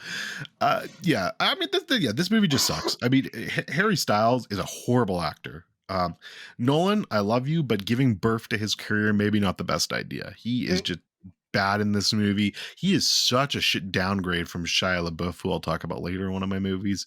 In almost every way, he is just not good here. For all the controversy behind the scenes, I don't give a shit about that, and that was probably more interesting than this movie. So not good. One of the worst I've seen this year. I mean, at least Florence Pugh was good in it though. 2 out of 5. The poster is hot for this movie. It made me want to watch this movie. Now hearing all of this makes me think, probably not. But also, if I end up watching it, it'll probably end up being because, what is it? I think my wife's cousin wants to watch it because she just wants Harry Styles' babies. And I'm like, well, you know what? The movie looks weird enough. Let's go ahead and see. So she hasn't talked to us about it yet. So I'm guessing maybe she already watched it or isn't going to watch it. So yeah, you know what? Who knows? This is probably going to be the last time I ever speak about this movie because I doubt I ever watch it at 10. Cool. All right. A few more, then we're almost caught up here. So I'm going to go into See How They Run. This is directed by Tom George, starring Sam Rockwell, Saoirse Ronan, Adrian Brody. Pretty good cast here. I actually really dug this. I thought it was a lot of fun. It's basically just a pretty simple whodunit set in the 1950s. Stage plays happening, somebody gets murdered, and then it kind of takes a riff on that whole concept and genre and runs with it. I don't know why this is getting such negative reviews. A lot of people not enjoying this one, but I had a fun time with it. I mean, it's nothing groundbreaking. It's nothing you've never seen before, but Sam Rockwell's just out there having fun. I like Saoirse Ronan a lot. I haven't seen a lot of her movies, but she's good here. Yeah, I mean, it's pretty predictable. You can kind of guess a lot of the beats and where things are going, but I think it's that way on purpose. Like it's trying to parody the whodunit genre a little bit. And yeah, I don't know. I had a good time with this. Definitely don't need to run out to theaters to see it, but good VOD watch for a rainy night. I liked it. 7 out of 10. Shout out to Saoirse Ronan for having her description of how to say her name on Wikipedia. That does help a lot. That was great. Yeah, because I had no fucking idea. So thanks. Yeah, no. I heard you say it, and I was just like, yeah, you know what? Maybe at least one of us should try. She deserves it. She probably deserves me reading a little. Yeah, no, she's good. I enjoyed her in that there Ladybird. That's all I can say. I don't know anything about this movie. I don't know if I'm even interested to see how Cool. they run. Like, okay, yeah, this is definitely a movie that I've heard. I'm fine. I I don't would, I know. would, not, yeah, I would not recommend this movie to you. So, Okay. All right. Perfect. All cool. right. Well, Sir, damn it! I already forgot. We're pulling this back up. Cersei, Cersei Ronan out of 10. Your headache's about to blow up out of 10. I Uh, have an iced coffee waiting for me in the fridge, and I'm just like, man, I need something in me. I went on a bike ride. I'm dying over here. All I have is water. You picked this time, not me. I know. I know. I do this to myself. Hey, what's better is that we're at 120 right now. This is good. That's This true. is good so We're, far. we're rolling. I'm rolling. I'm getting through here. All right. Black Bear. This is starring Aubrey Plaza, directed in 2020 by Lawrence Michael Levine. Look, this is a very interesting film. It's trying to do some unique things here. It doesn't all quite come together for me is the biggest issue, but it's unique enough that I enjoyed it. Less you know about this movie, the better. When you get to the second half, you're going to be kind of, your jaw's going to be like, what the fuck's going on? I don't really kind of understand anything. And by the very end, you should kind of have figured it out and like, oh, okay, that's clever. Aubrey Plaza is great. I don't know if she actually, there's a very extended sequence in this movie where she's drunk as hell. If she's not actually drunk as hell, then she is a great actress, because holy shit, man, she is just looks sloshed and it's perfectly done. And give the girl an Oscar, man, because she's great. Just an enjoyable, solid movie. Sarah Gadon, bonk, super hot. Audrey Plaza too, bonk, also very cute. And yeah, definitely worthwhile watch. 7 out of 10. I'm gonna go ahead and second those bonks. I just want to pass the motion. Motion passes. Black Bear. I don't know why. I know nothing about this movie, but just looking at it, it kind of reminds me of Ingrid Goes West. Have you ever seen that one? No. No. Okay, so Ingrid Goes West is another movie that she stars in. Basically, Aubrey Plaza plays a person who is like, she's just, I think, really on Instagram or something, and she just really wants to be an Instagram influencer. So what she does is that she finds Elizabeth Olsen. Not actually, yeah, this is on my Olsen. this is on my watch list. I've heard of this, but okay, keep going. Yeah, basically, Aubrey Plaza goes to California and just tries to get into her life, and it's like, man, this is ooh, all right. So yeah, I don't know what it is. I just feel like I can't know, but I was about to ask you, would that be similar when you literally just said you haven't watched it? So I don't know what it is. Maybe it's just Aubrey Plaza. Maybe it's just directors are like, yeah, Aubrey Plaza can play off. So, maybe Black Bear, is she off in this one? Yes.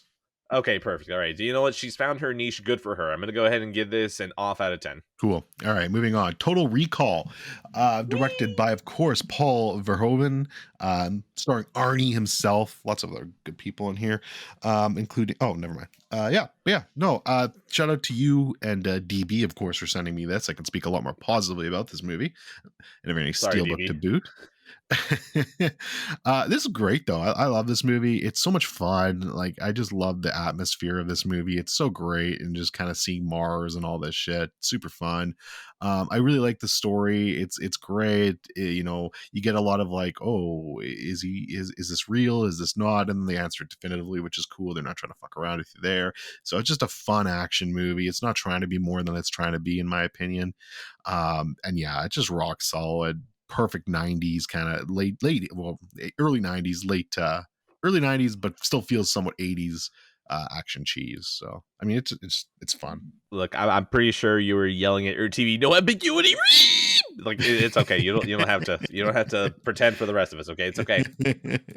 No, I like that. A movie like this doesn't need ambiguity. Sure. Okay. All right. Yeah. Dory's a liar out of 10. 8 out of 10. It's good shit. I don't know if there's anything I need to say about it. I like Total Recall. I spoke about it, whatever the last time it was. Yeah, I was very extensive. Exactly. All right. Spartacus, directed by Stanley Kubrick, 1960. This is great. I love this movie. Yeah. I actually just bought the 4K for it. So you sent me the steelbook, so we did the old swap and swoop. So I got the 4K disc in there now. This movie is fucking great though, man. I really like this. This is one of my favorite Kubrick films now. It's very long, but like I never felt bored during it. Yeah. The overture at the beginning, fucking Kino is shit. Love that Yup. shit. And then you get that little intermission too, which is nice. Yup. Kirk Douglas is just awesome here, man. He's just Yeah. so much fun to watch. And I mean, yeah, it's just a great story, man. Like, I don't know why so many people just seem to get filtered by this and think, oh, this Wait, is what? Kubrick selling out. What? What people get? What? Mac, fucking the clown Oh, himself. what clown? Yeah, the clown prince getting filtered. Okay, yeah, all right. Fishes are in the water. What's new? He's gonna now. You get to hear this. I didn't say it was bad, Mac. I'm not saying you're saying it was bad, but you. I am. I'm just gonna say it ignorantly. You said this movie's bad. You got filtered. You were being hard on this movie, Mac. It's not fair. This is a really great fucking movie. It's fantastic. And yeah, I don't know, man. Like, it's just a classic to me. It felt very appropriate for its time. It's an epic. This is an epic movie. Yep, I loved it. correct. Yeah. Oh, good shit. Really liked it. 8 out of 10. Just solid movie. Dude, being intentionally ignorant is just so fun. Like, just like, I'm gonna ignore the stuff that would hurt my argument just so I can make my argument even worse. Yeah.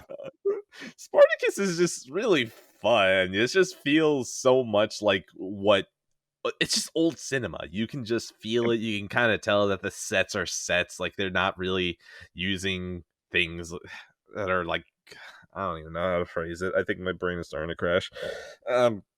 It doesn't feel too realistic, and that's kind of what I like about it. It feels like it has this pastiche. It feels like it has this old Hollywood feel to it. It feels big and grand, and it's just this story about this man's life and how he goes from peasant to basically a king. And it's like, this is dope. This is awesome. I love just following simple stories sometimes. It's just characters that are very charming, enemies that you like to hate. And it's like, yeah, this movie's so good at what it aims to do. This is great.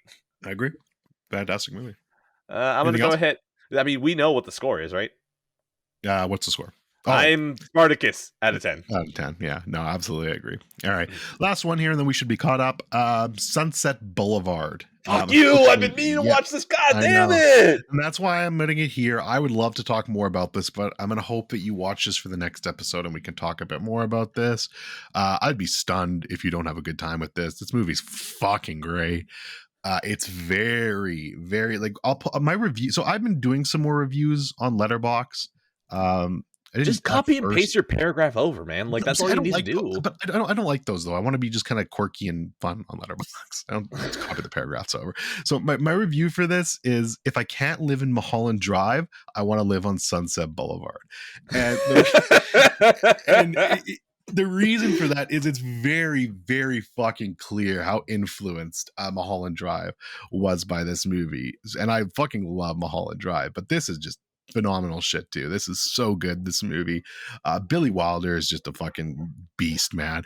I've now seen 3 of his movies I fucking adore, and one that's pretty good too in its own right.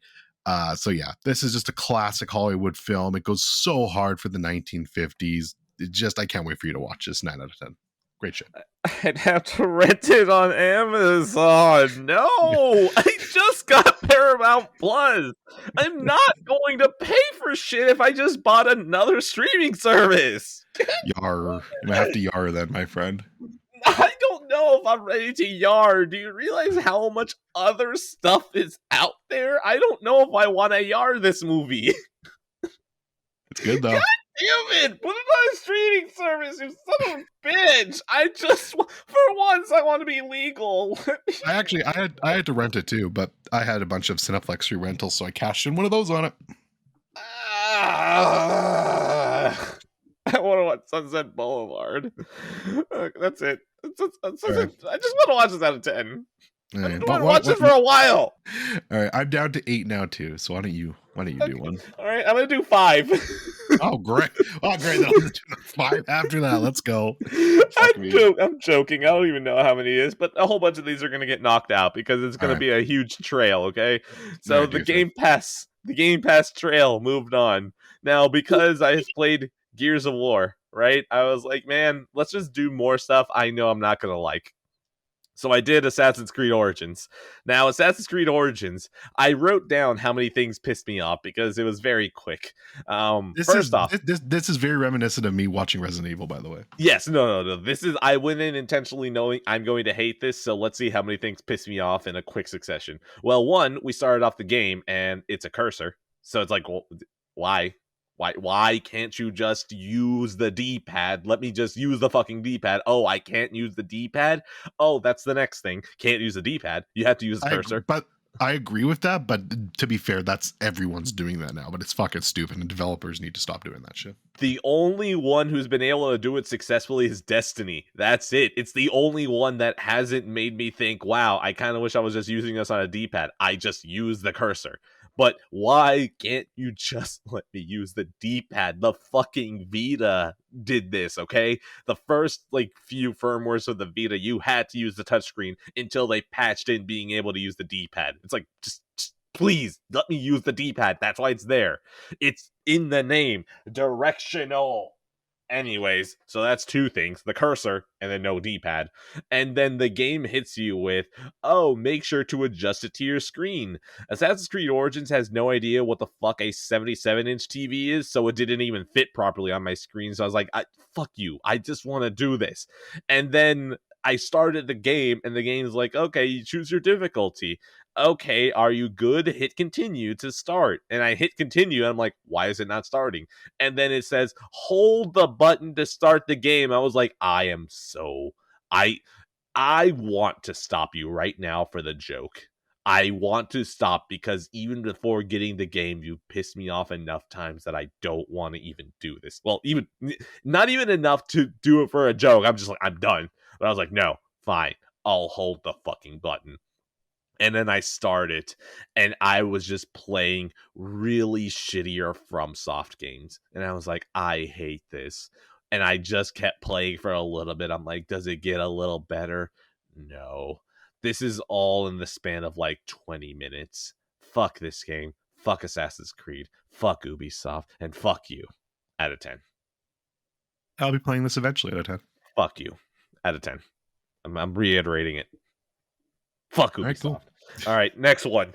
Crackdown 3, because it wasn't going to get better anyways. Crackdown 3. No. Sniper Elite 5. Wait. Where's your score? I got to get a chance to talk about Crackdown 3. No, out of 10. Why? God, I just was playing this. It's like, man, remember how I was talking about how Gears of War figured out how third-person shooters should work? Crackdown 3 learned no lessons whatsoever. Why does this game exist? This is so boring. It's so boring. It's so neon. The only thing I'll say is that if you get to play as Terry Crews, you always play as Terry Crews. Why is it letting you choose other characters besides Terry Crews? Yeah, go for it. What do you want to? What could you possibly want to say about Crackdown 3? Just my score, and that's I'll be playing that 2 out of 10. I'm gonna ignore everything you said except that when you said TOO at the end, so I could just be like, oh, 2 out of 10. Okay, Sniper Elite 5. Yeah, I was enjoying this. I played one level of it. I killed 80 Nazis. And it made me sad that I killed 80 Nazis, and it counts incapacitated. So if I had 80 incapacitated and 80 kills, you could assume that all that got incapacitated were killed, right? Which, by the way, I don't understand why Sniper Elite 5 lets you do non-lethal kills. It's Nazis. Why the fuck am I going to non-lethally kill them? So I'm playing Sniper Elite 5. I do the first mission. I was so disappointed that I had 81 people that I knocked out and only 80 people that were killed. I was like, oh no, I left one Nazi alive. Am I going to replay that mission to make sure that all of them are dead? And I decided not to. I was like, whatever, I'll come back to it another day. And I came back to it the next day. I had fun the first time, but then playing it again, I was like, man, I don't know if I can do this again. So then I just uninstalled it. I don't know what it is. Just Sniper Elite 5. I think what the problem is that they have these big open levels and just going to explore stuff.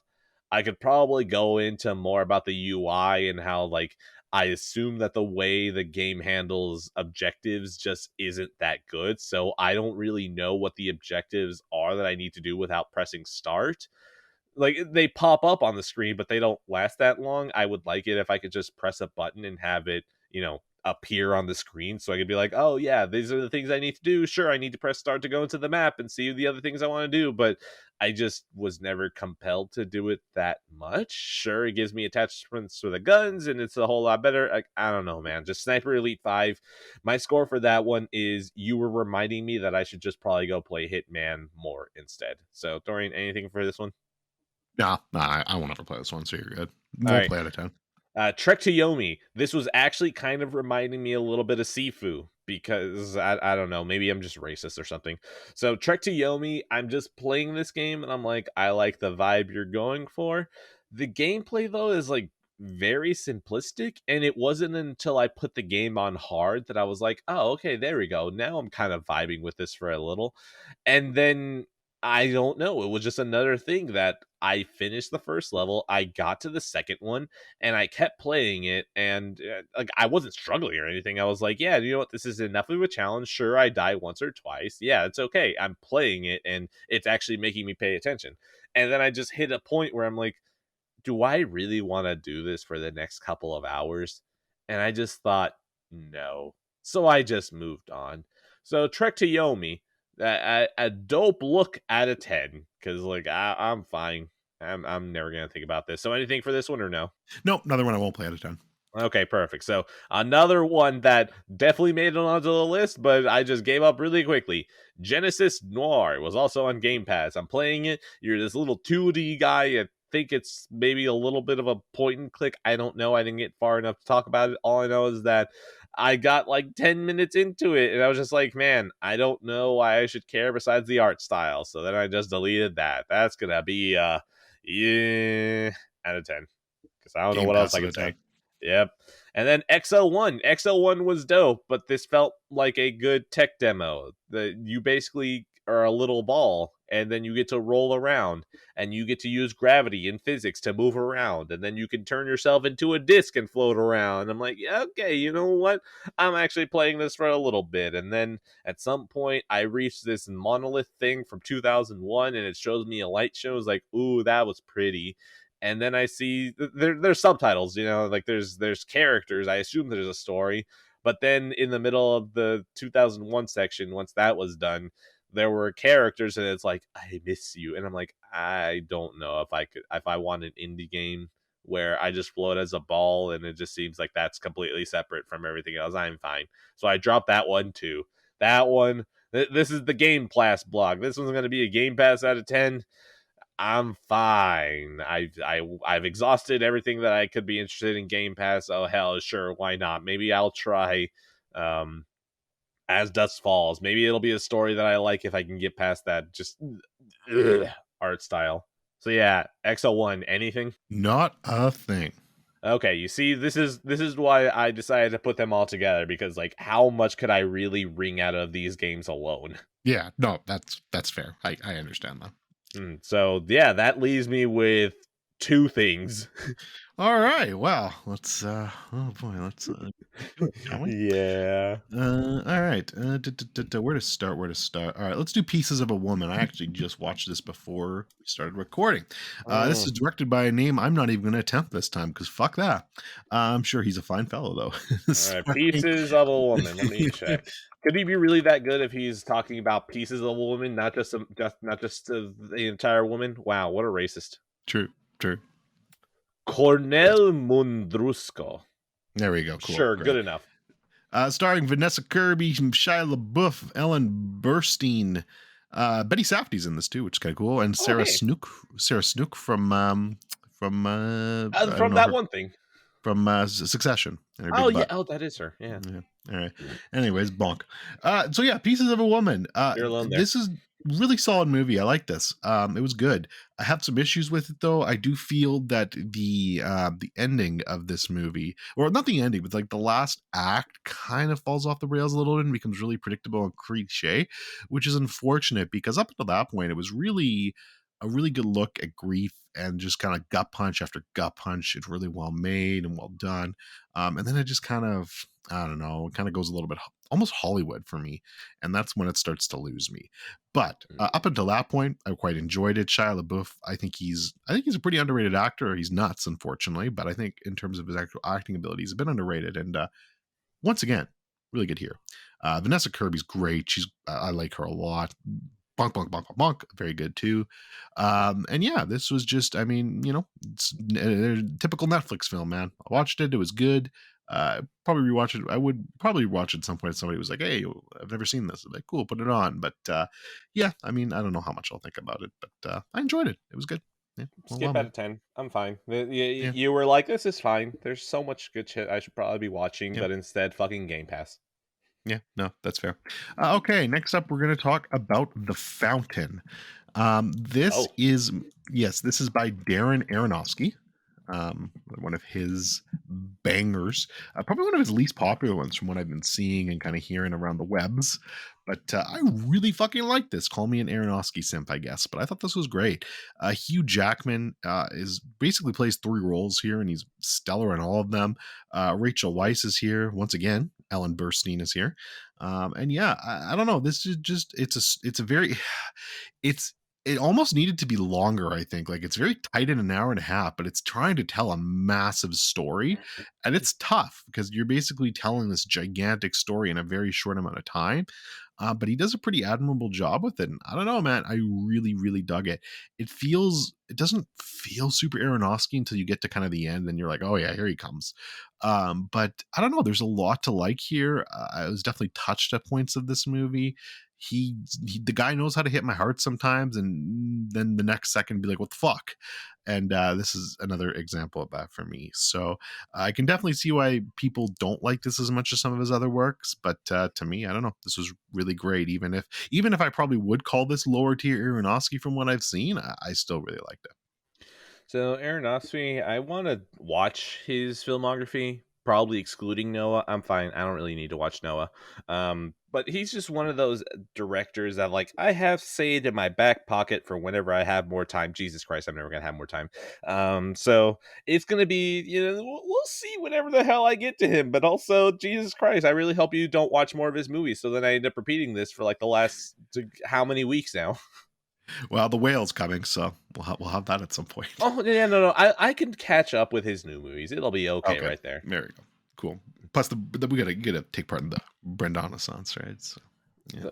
The Brenda Song-a-sance? Brendan Sons, I don't know, whatever. Brendan Fraser. Brendan Fraser Sons. Okay, I thought you were for some reason talking about Brenda Song, and I was like, I guess sure, yeah, Brenda Song, yeah, sure, we can have a Brenda Songs for her, sure, why not? Good stuff. All right, yeah, so 4 out of 5. And speaking of really tight movies that are really great, Boiling Point. This is from 2021, directed by Philip Bartini, starring Stephen Graham, whatever. British, very good, very excellent. It's basically, I mean, one of my favorite reviews I saw for this was Undercooked Gems, is a great way to put it. Very intense, the entire movie. It's just the chef trying to get through a day. And it's a fucking day, let me tell you. And it was really good stuff for most of this. The ending, I don't want to say it falls apart because it doesn't, but I didn't love the ending. That's my biggest issue with this movie, because up until that point, it's just so excellent. And what puts something like Good Times and Uncut Gems, the Safdie brothers, the king of anxiety movies, above most for me is that they fucking nailed the ending of those movies. This one, it just feels a little soft in comparison. But it's not enough to really hurt this movie overall. It's still excellent. It's still very well done. And if you're a fan of that kind of anxiety and like, oh my God, I can't watch movies, you'll love this movie. So great shit. This isn't on a streaming service. I'm going to fucking kill myself out of 10. Yeah, 4 to 5. This wasn't on a streaming service for me. Once again, I had to use one of my many Cineplex rentals. And oh my God, I do realize how many streaming services I have. I am the fucking Thanos of streaming services. Literally, the only one I don't have is Stars. Why can't you just put it on anything else? Yeah, you're fucked. All right, moving on. We're gonna go back to games here now and get these out of the way, I think. Ew. And we're I know, right? And we're gonna talk about the Great Ace Attorney Adventures. This is the first of the two Great Ace Attorney games. Where are you playing this? Where am I playing this? Yes. Switch, Nintendo Switch. Yeah, let's go! Yeah, I would be playing this for deck, but I'm not rebuying it, and I already bought it for Switch, so I had to make it. Nintendo's never lost. Game's really great, so I did finish it. I talked a little bit about it last week. It's really, really well made. It's an excellent visual novel. The Phoenix Wright games are very interesting. They're very unlike a lot of Japanese games. They kind of remind me of, like, you know how when you were talking about Parasite Eve about how it wants to be more American than it is, that kind of thing. Yeah, Phoenix Wright reminds me a lot about that. It definitely has a lot of that, and it's charming. I enjoy it, and that's definitely. It seems like Japanese games, they either just go full into weeb or they want to be American. There's no in between. It's either one or the other. Please, more pandering to North America, please. and these definitely feel like they're pandering pandering towards North America more. But yeah, no, really great stuff here. It's probably I think I ranked it second favorite. Yeah, second for sure of the Phoenix Wright games I played so far. There's a lot of charm to this. The whole Sherlock Holmes riff is great here. There's lots of, like, the new features they've added compared to, like, the original trilogy, which are really old games, and this is a lot newer. They've overhauled it. It's all in 3D now. They've added so much. Still no voice acting, unfortunately, which is a huge shame. I would love voice acting in these games, but don't quite get there. I ran okay on the Switch. Switch is still a piece of shit. Sorry, Ed. They've never taken a loss whatsoever. There you go. And yeah, I don't know. It's just a damn solid game. Lots of good twists and turns to it. And there's a guy at the end of the game who you meet who runs a pawn shop, and he's portly and old, and he's always trying to kill himself. And he is my spirit animal. Oh, fuck, I'm yawning now. Anyways, if I had 3 Nintendo Switches daisy chained together, I'm pretty sure that we'd have enough computational power to blow up the planet, okay? That's how powerful the Nintendo Switch is. I'm pretty sure I have this game still installed on my 3DS, and I've probably said that like 3 or 4 times. Dorian, can you please stop choosing shit that just makes me repeat myself? Oh my god. Please? For once? I'll get to it eventually.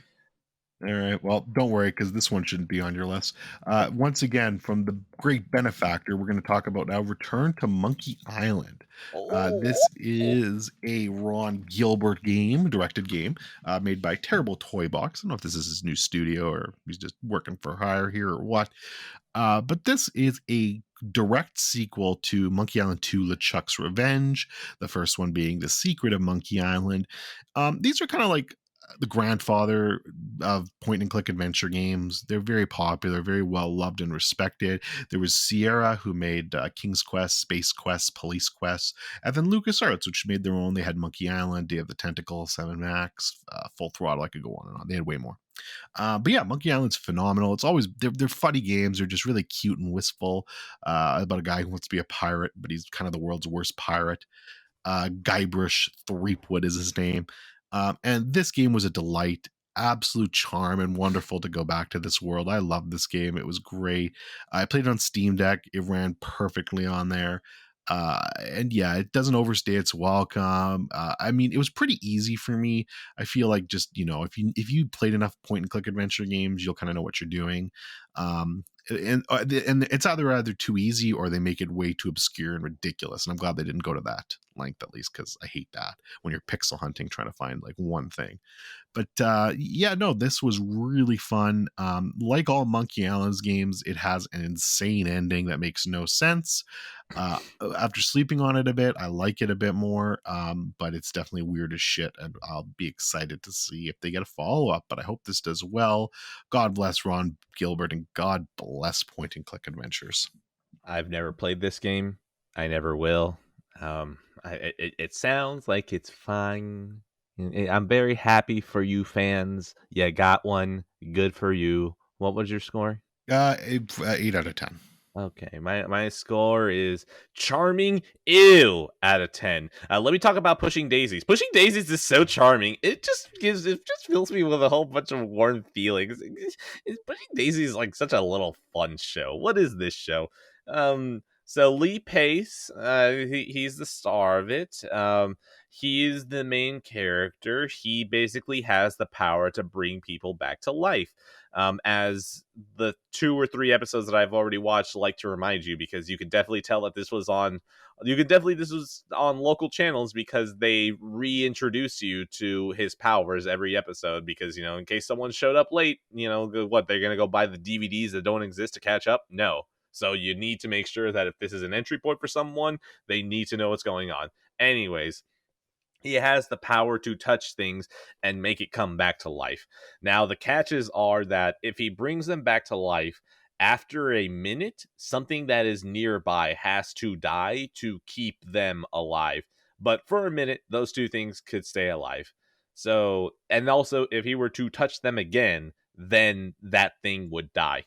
So, anyways, that's the hook of it. It's kind of I think so far it's going to be an episodic thing, but I feel like I like these characters enough that, considering that it's 2 seasons and like a total of, I don't know, 21 episodes, it makes me think, yeah, you know what? I just know that there's an end point. I'm going to hang out with these characters and then I'm done. Yeah, absolutely. I'm so happy to do this.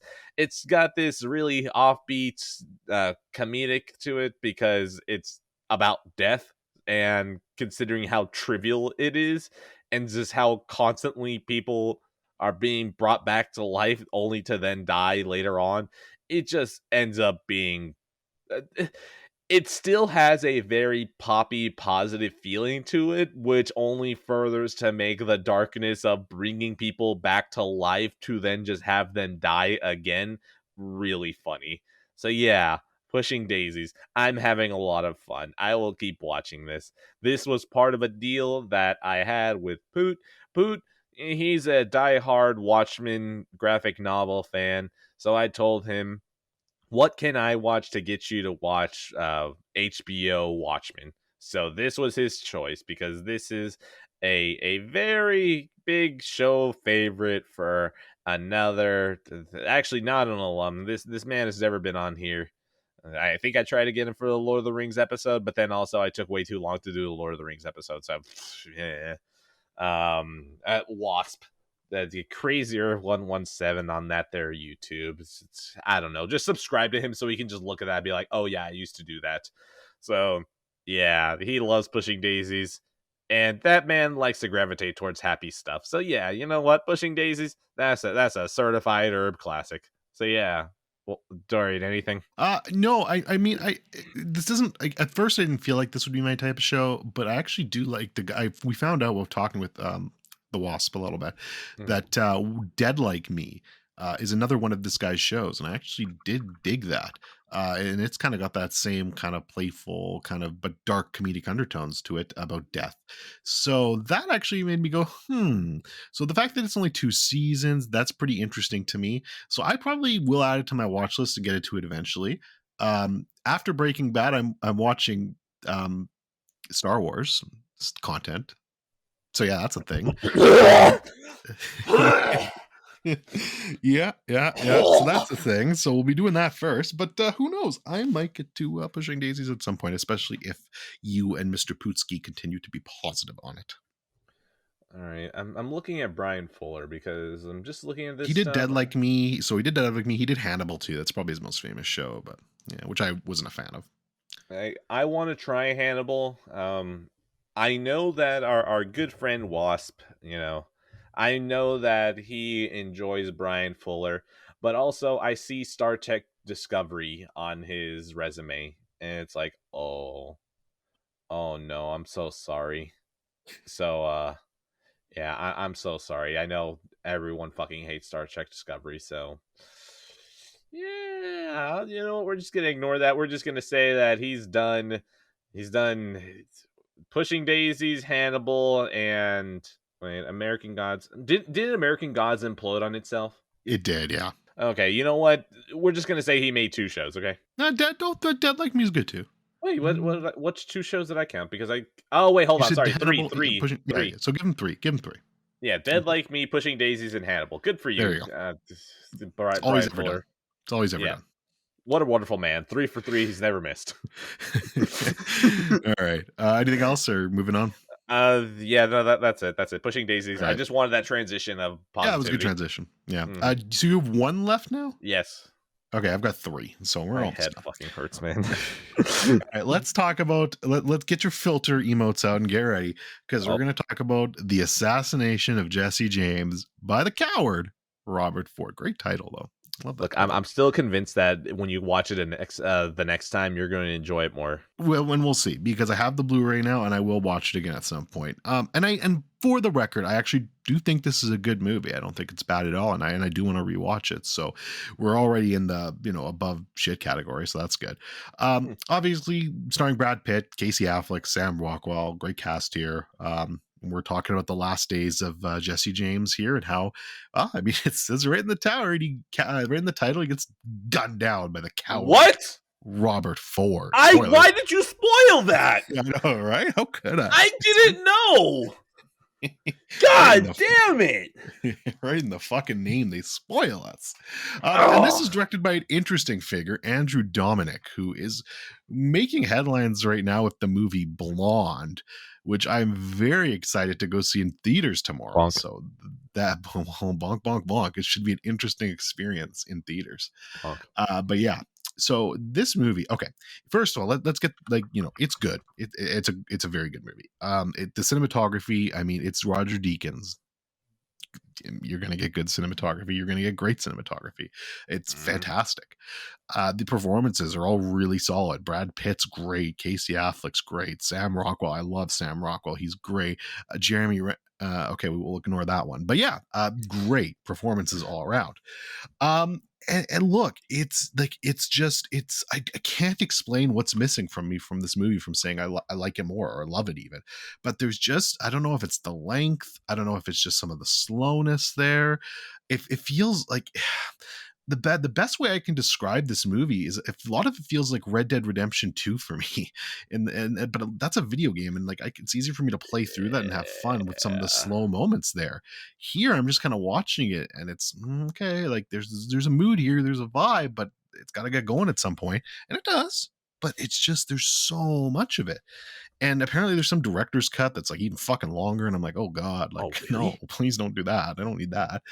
But yeah, no, it's good. It's a very good movie. I definitely see why people like it. I do want to rewatch this, and you're right, I may very well be more positive on it at that point too, after I've digested it once. I feel like you walking in with what you know is already there. Like, I think that helped. Yeah, and that could very well be the case. Because I definitely am positive on it. It just, there definitely was a little bit of overhype for me here too, because there's a lot of people, especially on that Discord, that there's like, oh, this is like one of the greatest movies of all time. This is the best movie of 2007, which this is There Will Be Blood year for me, and good luck topping that. And this doesn't come close to that for me. But I will like to watch it again at some point. Definitely give it another run. But no, I still really liked it. It was good. I will definitely keep that Blu-ray in my collection and watch it again at some point, because I feel I owe it another chance for sure. You see, I'm very excited about rewatching it, because now that I know what I'm getting into, I feel like, oh, okay, no, that's the vibe. The vibe is like, we're going to move slowly. This is just going to be soaking it in. Because I felt like I was watching this like, okay, man, what's going on here? So like, I totally buy that I got filtered, and I'm willing to probably put it right there next to the 2007 Titans. I just want to rewatch it again, just so I'm way more dogmatic about that. Also, Blonde is not in theaters anywhere for me, so son of a bitch, I guess I will just suck it up and watch it on Netflix. Oh no, I probably shouldn't be saying the term suck it up in terms of Blonde. Yes. The Assassination of Jesse James, bring the shit to 4K. I'd love to watch this movie just with that I agree with. Mm-hmm. Yeah. I don't know. I was meaning to watch it, but also, Jesus Christ, I'm just really bad about stuff right now. No, I get it. Good stuff. We'll line up on a rewatch in the future. Who knows? 7 out of 10. Cinematography out of 10. So I got two more. Cool. I'll do one more here. Ford versus Ferrari. Yes. Directed by Mr. James Mangold, the dad director of dad Yep. directors, as you have said many times I mean, before. And I now, if he makes a movie, you just know that you can watch that shit with your dad. yes, for sure. This movie's excellent. I really like the hell out of this movie. Christian Bale. I mean, I love Christian Bale anyways. He's one of my favorite actors. Matt Damon's really good here. John Bernthal's doing his thing. And this is just a really great true story about, Ford versus Ferrari and Shelby, Denning to kind of staking his claim in the car industry and working with Ford and trying to win some races, man. Christian Bale is Ken Miles winning these races and doing his best. And it's a very interesting true story that I didn't know. It's done very well. Cars go vroom. Yep. Everything goes zoom. Gran Turismo is going to wish it'd be half as good as this. Yeah, I mean, this is probably actually, if I'm looking at his filmography now, it's probably my second favorite movie from Mr. Mangold. So it's a great fucking What's number film. one? Logan. Never mind. Yeah, never mind. Why did I even ask? But yeah, this is just great stuff. And it's good. Like, I mean, it's quality. You know what you're getting with this movie. I mean, maybe it's a little long, I guess. That's the only complaint, I guess, maybe I could say, but I don't know, man. I was entertained for most of it, so it's not even a major complaint. No, I could see that if you shave down maybe 20 minutes, that movie could just shave a little bit, but yeah. Ford v Ferrari, man, very fun to see a movie that makes the poor little gigantic Ford company into the good guys versus the mean family owned small Ferrari company. How dare they? I fucking Ferrari is such the dude, I fucking love it how it's just if you really just want to look at it objectively, it's kind of fucked up that Ford was just like, yeah, you know what, fuck you, Ferrari, we're gonna just take it to you. And we did. It's this is funny as hell. But well, yeah. I think they come across as pretty fucking shitty in the movie, and I think because they probably did it that way. We're Ferrari, this is the only thing we have. You're Ford. You have the entire car market on lock. Leave us alone. Yeah. Probably shouldn't have called him a pig-headed whore, though, or whatever he called him. I mean, that was probably a little too far. Dude, I'd love if I just looked up this movie. It's no. Ford was just we don't see the point in buying you, but now we're going to demolish you on the track. And Ferrari's just dude, we just didn't even want to do this. Why are you doing this to us? We were killing it on the track. Why are you doing this? Yeah, no, I agree. And I mean, yeah, they're big evil Ford bad guys, and again, I think it comes across pretty good in the movie, and it's just I don't know, man. It's such a well-made movie, man. I like that. Really, I bet that sounded really good in a good sound system too. But the 4K was really nice. Are in the fucking car. You are in the cockpit whenever this movie is on. It sounds so good. And it's why I've told people, don't watch this movie. Just come over and watch it here, because that's how you're going to get the proper experience. Damn, man. I actually think I think this is another movie that I drove about 30 or 40 minutes to watch in Atmos because I caught it really late. But yeah, awesome. Absolutely worth it. Ford v Ferrari, just a damn good movie. You got characters that you like. You got a villain that's easy to hate with Ferrari and that one blonde dude. And then you got just a great climax with the racing. It's so good. It's textbook. Yeah, great shit. Shout out to you. Thank you for sending me that 4K. That is great, and that will definitely sit in the collection. Maybe even find a nice steely look one day for it. But, all right, guys. Well, you have to import that one. Yeah, no, that's a harder one to find, so we'll see. But yeah, 8 out of 10. Great stuff. All right, so it's a vroom out of 10. Vroom out of 10. I love the vrooms. All right, is this my last one now? This is your last one, yeah.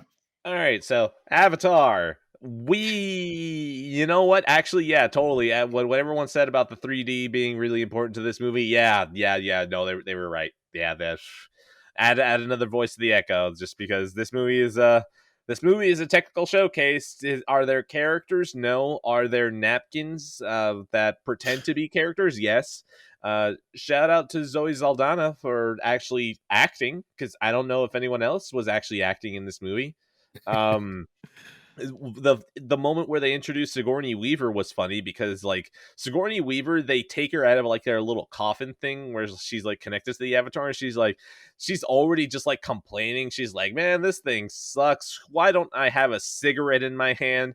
And I just lean over to my wife. I'm like, she wasn't actually acting. She was just probably asking for a cigarette, and James Cameron was filming her.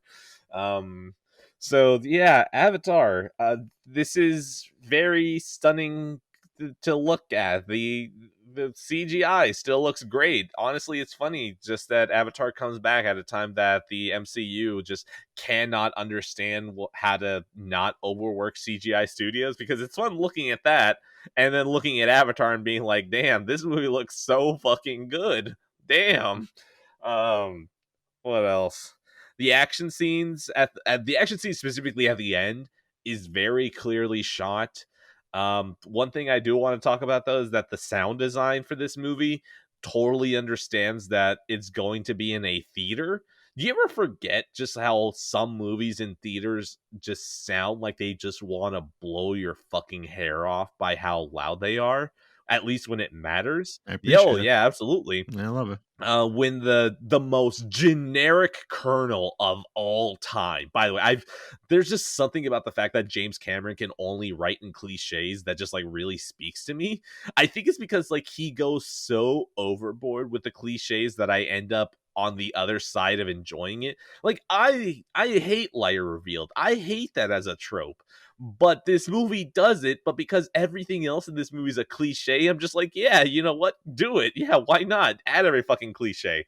Anyways, mean army man, whenever he shows up to take down Big Tree, like those explosions, it was fucking awesome because the rest of the movie's like, yeah, this sounds all right. Yeah, nothing too crazy. Whenever an animal roars, it's like, okay, yeah, I feel it.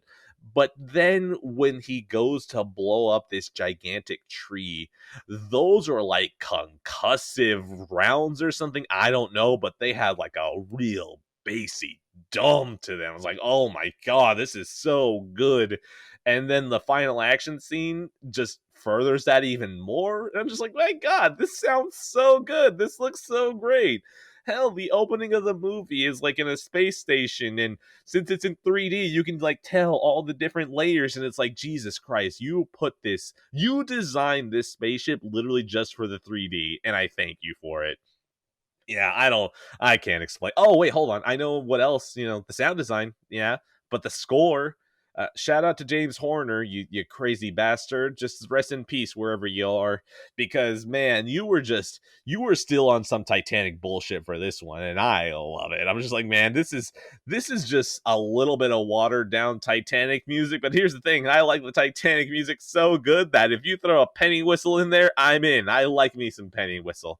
So yeah, Avatar. I don't even know if this movie's good or not, man. I don't know. I just feel like James Cameron, he just has me, and maybe like just late James Cameron, because I haven't watched enough of his old shit to be like, yeah, he's had me the entire time.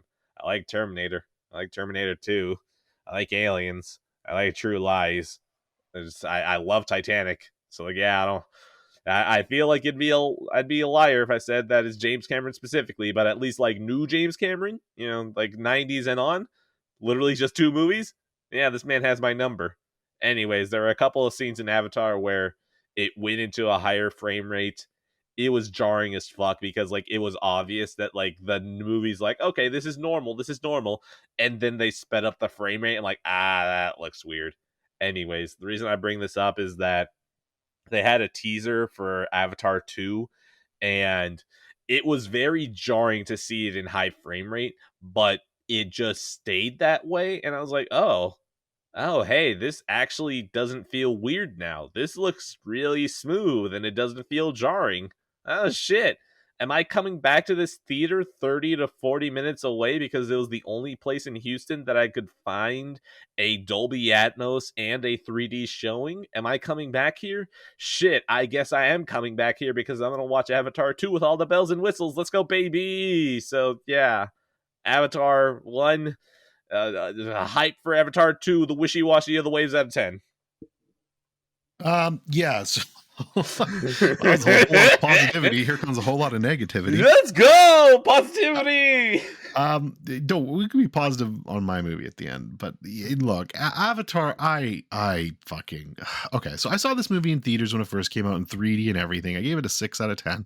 It's like, it's fine. I'm like, it's fine. I'm like, it's pretty. It's very nice visually, but there's not much here. And I rewatched it, and I was like, oh man, this is now a 5 out of 10. Like, this movie sucks. Visually speaking, this movie is great. It's all style. It's just there's no substance here, and I need some substance, man. I'm sorry, but I do. And I'm sorry, but I don't want to see James Cameron, who I love James Cameron. I don't want to see him waste the rest of his career on this shit, but he's doing it. We got 5 Avatar movies in the works, baby. Go! No. Four in the works, 5 in total by the time it's all said and done. 5 in total.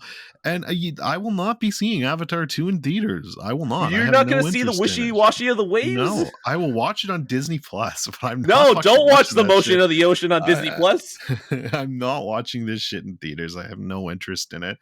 For God's sakes, James, do something better with your last years making cinema, not this shit. I'm sorry. It's not good. It's not good.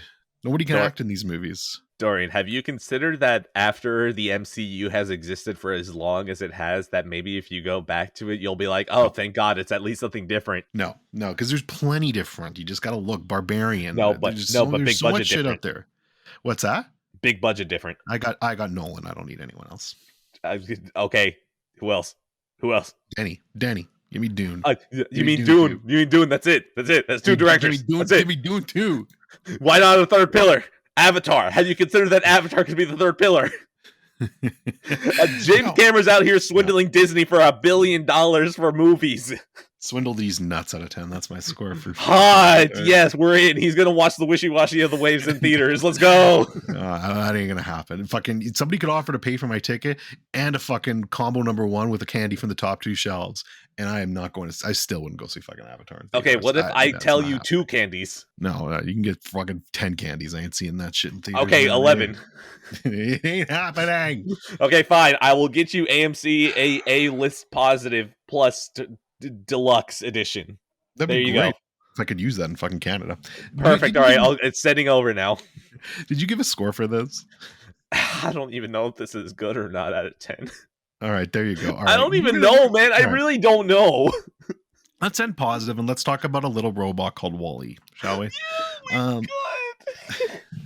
That's what we're gonna do here. Oh my God, so my head hurts. So we're almost done. So I had seen this movie once before, probably when I was younger, ages ago, and I logged this movie on Letterboxd as a 6 out of 10. I liked it. I just didn't remember anything special about it. I remember really liking the opening of it, and then basically when that kind of opening goes away, just liking it significantly less. Hold on. Let's go. Rocky 1 and 2 announced for 4K. Let's fucking go. We don't stop winning. Continue. Awesome. Good stuff. So I rewatched this, and basically I was rewatching this specifically, do I want to get this Criterion? Because I want to support, like, I think it's really cool that Criterion is jumping into animation. I want to support this, but if this is a 6 out of 10 movie, like, I'm not buying the Criterion. And we got another 2001 Space Odyssey on my hands where I was just a complete moron. I don't know if I was high. I don't know if I was just a stupid kid. I don't know what, but man, this movie's fucking incredible. And it's so good. And it's not, I still like Ratatouille more, but that's it fine. In terms of, and that's it in terms of Pixar. Like, this is number 2 for me now. This movie's fucking great, man. And the funny thing is, after rewatching it, I actually like the stuff after the first act more now. Yeah. Which I wasn't expecting, but I did. Like, it was fucking so great and so well done. And this is just such a fucking, oh my God, this movie. It's just, it builds up perfectly. You get that opening bit, which is still great. That kind of sets up the world and what you're dealing with. And then it kind of does its little tone shift. And this movie's beautiful. It's just looks so amazing to look at. I watched this on Disney Plus through 4K. It had Dolby Vision and all that. Or actually, I don't know if it has Dolby Vision on Disney Plus. I think it did. And it looked great, but I'm sure the Criterion disc is going to look even better. And yes, by the way, I did pre-order that. I can't fucking wait for that now. And yeah, this is just, I really hope this is the sign of more Pixar stuff to go on Criterion. This is a great first one, though. And I'm glad I got a chance to rewatch this and correct my wrong, because this is just a fantastic piece of cinema and one of the best animated movies of all time. So specifically episode 25, I specifically was trying to look for it because there's nothing I could say right now that would probably be able to match the fervor that I had for properly watching it, shortly after. Yeah, Wally's fucking incredible. The first half is just these little, just silent film, just almost wordless, very like what, maybe 5 words said throughout the entire time. It's so good. And then the second half just becomes this, it's so weird because you would think that, well, actually, no. I think I know what it is. The problem is that people enjoy the first half. The second half is so jarring that they're just like, I don't know. Can we go back to the other thing? But then now rewatching it, knowing that the shift happens, you just are like, oh, okay. I'm gonna take this for what it is. And shout out to Wally just being very quietly dystopian. Very cool that Walmart, actually, no, sorry, Amazon now. Actually, Amazon just teaching these kids. Yes, the company is your friend. Don't you love your friend? Yes, Like, it's a very good story. Oh, Jesus Christ. Shout out to in a decade later, and it's not Walmart now, it's going to be Amazon who's going to be teaching our children. Yes, B is for by and large, your new home. Like, oh my God. So yeah, Wally, just a phenomenal movie. If there was any movie that deserved from Disney to get into the Criterion, I'm happy that it was this one. There's a couple more that they're sitting on like a fucking just greedy ass dragon. Disney, fuck you. I hate how often you had just really good movies. You don't deserve them, honestly. It is exciting though that this happened, because it shows at least that they're willing to work with other people. Mm-hmm. So I hope this leads to more. I will say that. Yes, no, I agree. So yes, Wally, fucking incredible. I'm happy that this was another, I'm somewhat of a fucking idiot myself as well for me. Yes, that's it's a 9 out of 10, but my rating would also be yes, I'm something of a fucking idiot myself out of 10. Kino out of 10. Kino out of 10. I'm not even caveating that. That's a cinema at its finest. And we're done. Oh my God, that's my head fucking hurts. Oh my God, I am going to. I don't, I'm gonna drink this iced coffee. I might watch another episode of Pushing Daisies, but hey, we'll see if Game Pass. Like, I think I've exhausted Game Pass. I don't think I'm gonna have a hard break like that. I need to watch more movies. End card. End card. Hey, look at you. You got to the end of the episode. From episode 0 to the day that I finally get lazy and cancel the show. A big thank you to Joey Rawlings for providing the perfect name for the show. Be sure to always give him thanks, either out loud as you're listening to this, or you can just send him a thank you tweet at boogeyman117_. That's boogeyman117, IE instead of Y, double O. Be sure that it's an underscore, not a dash, 117.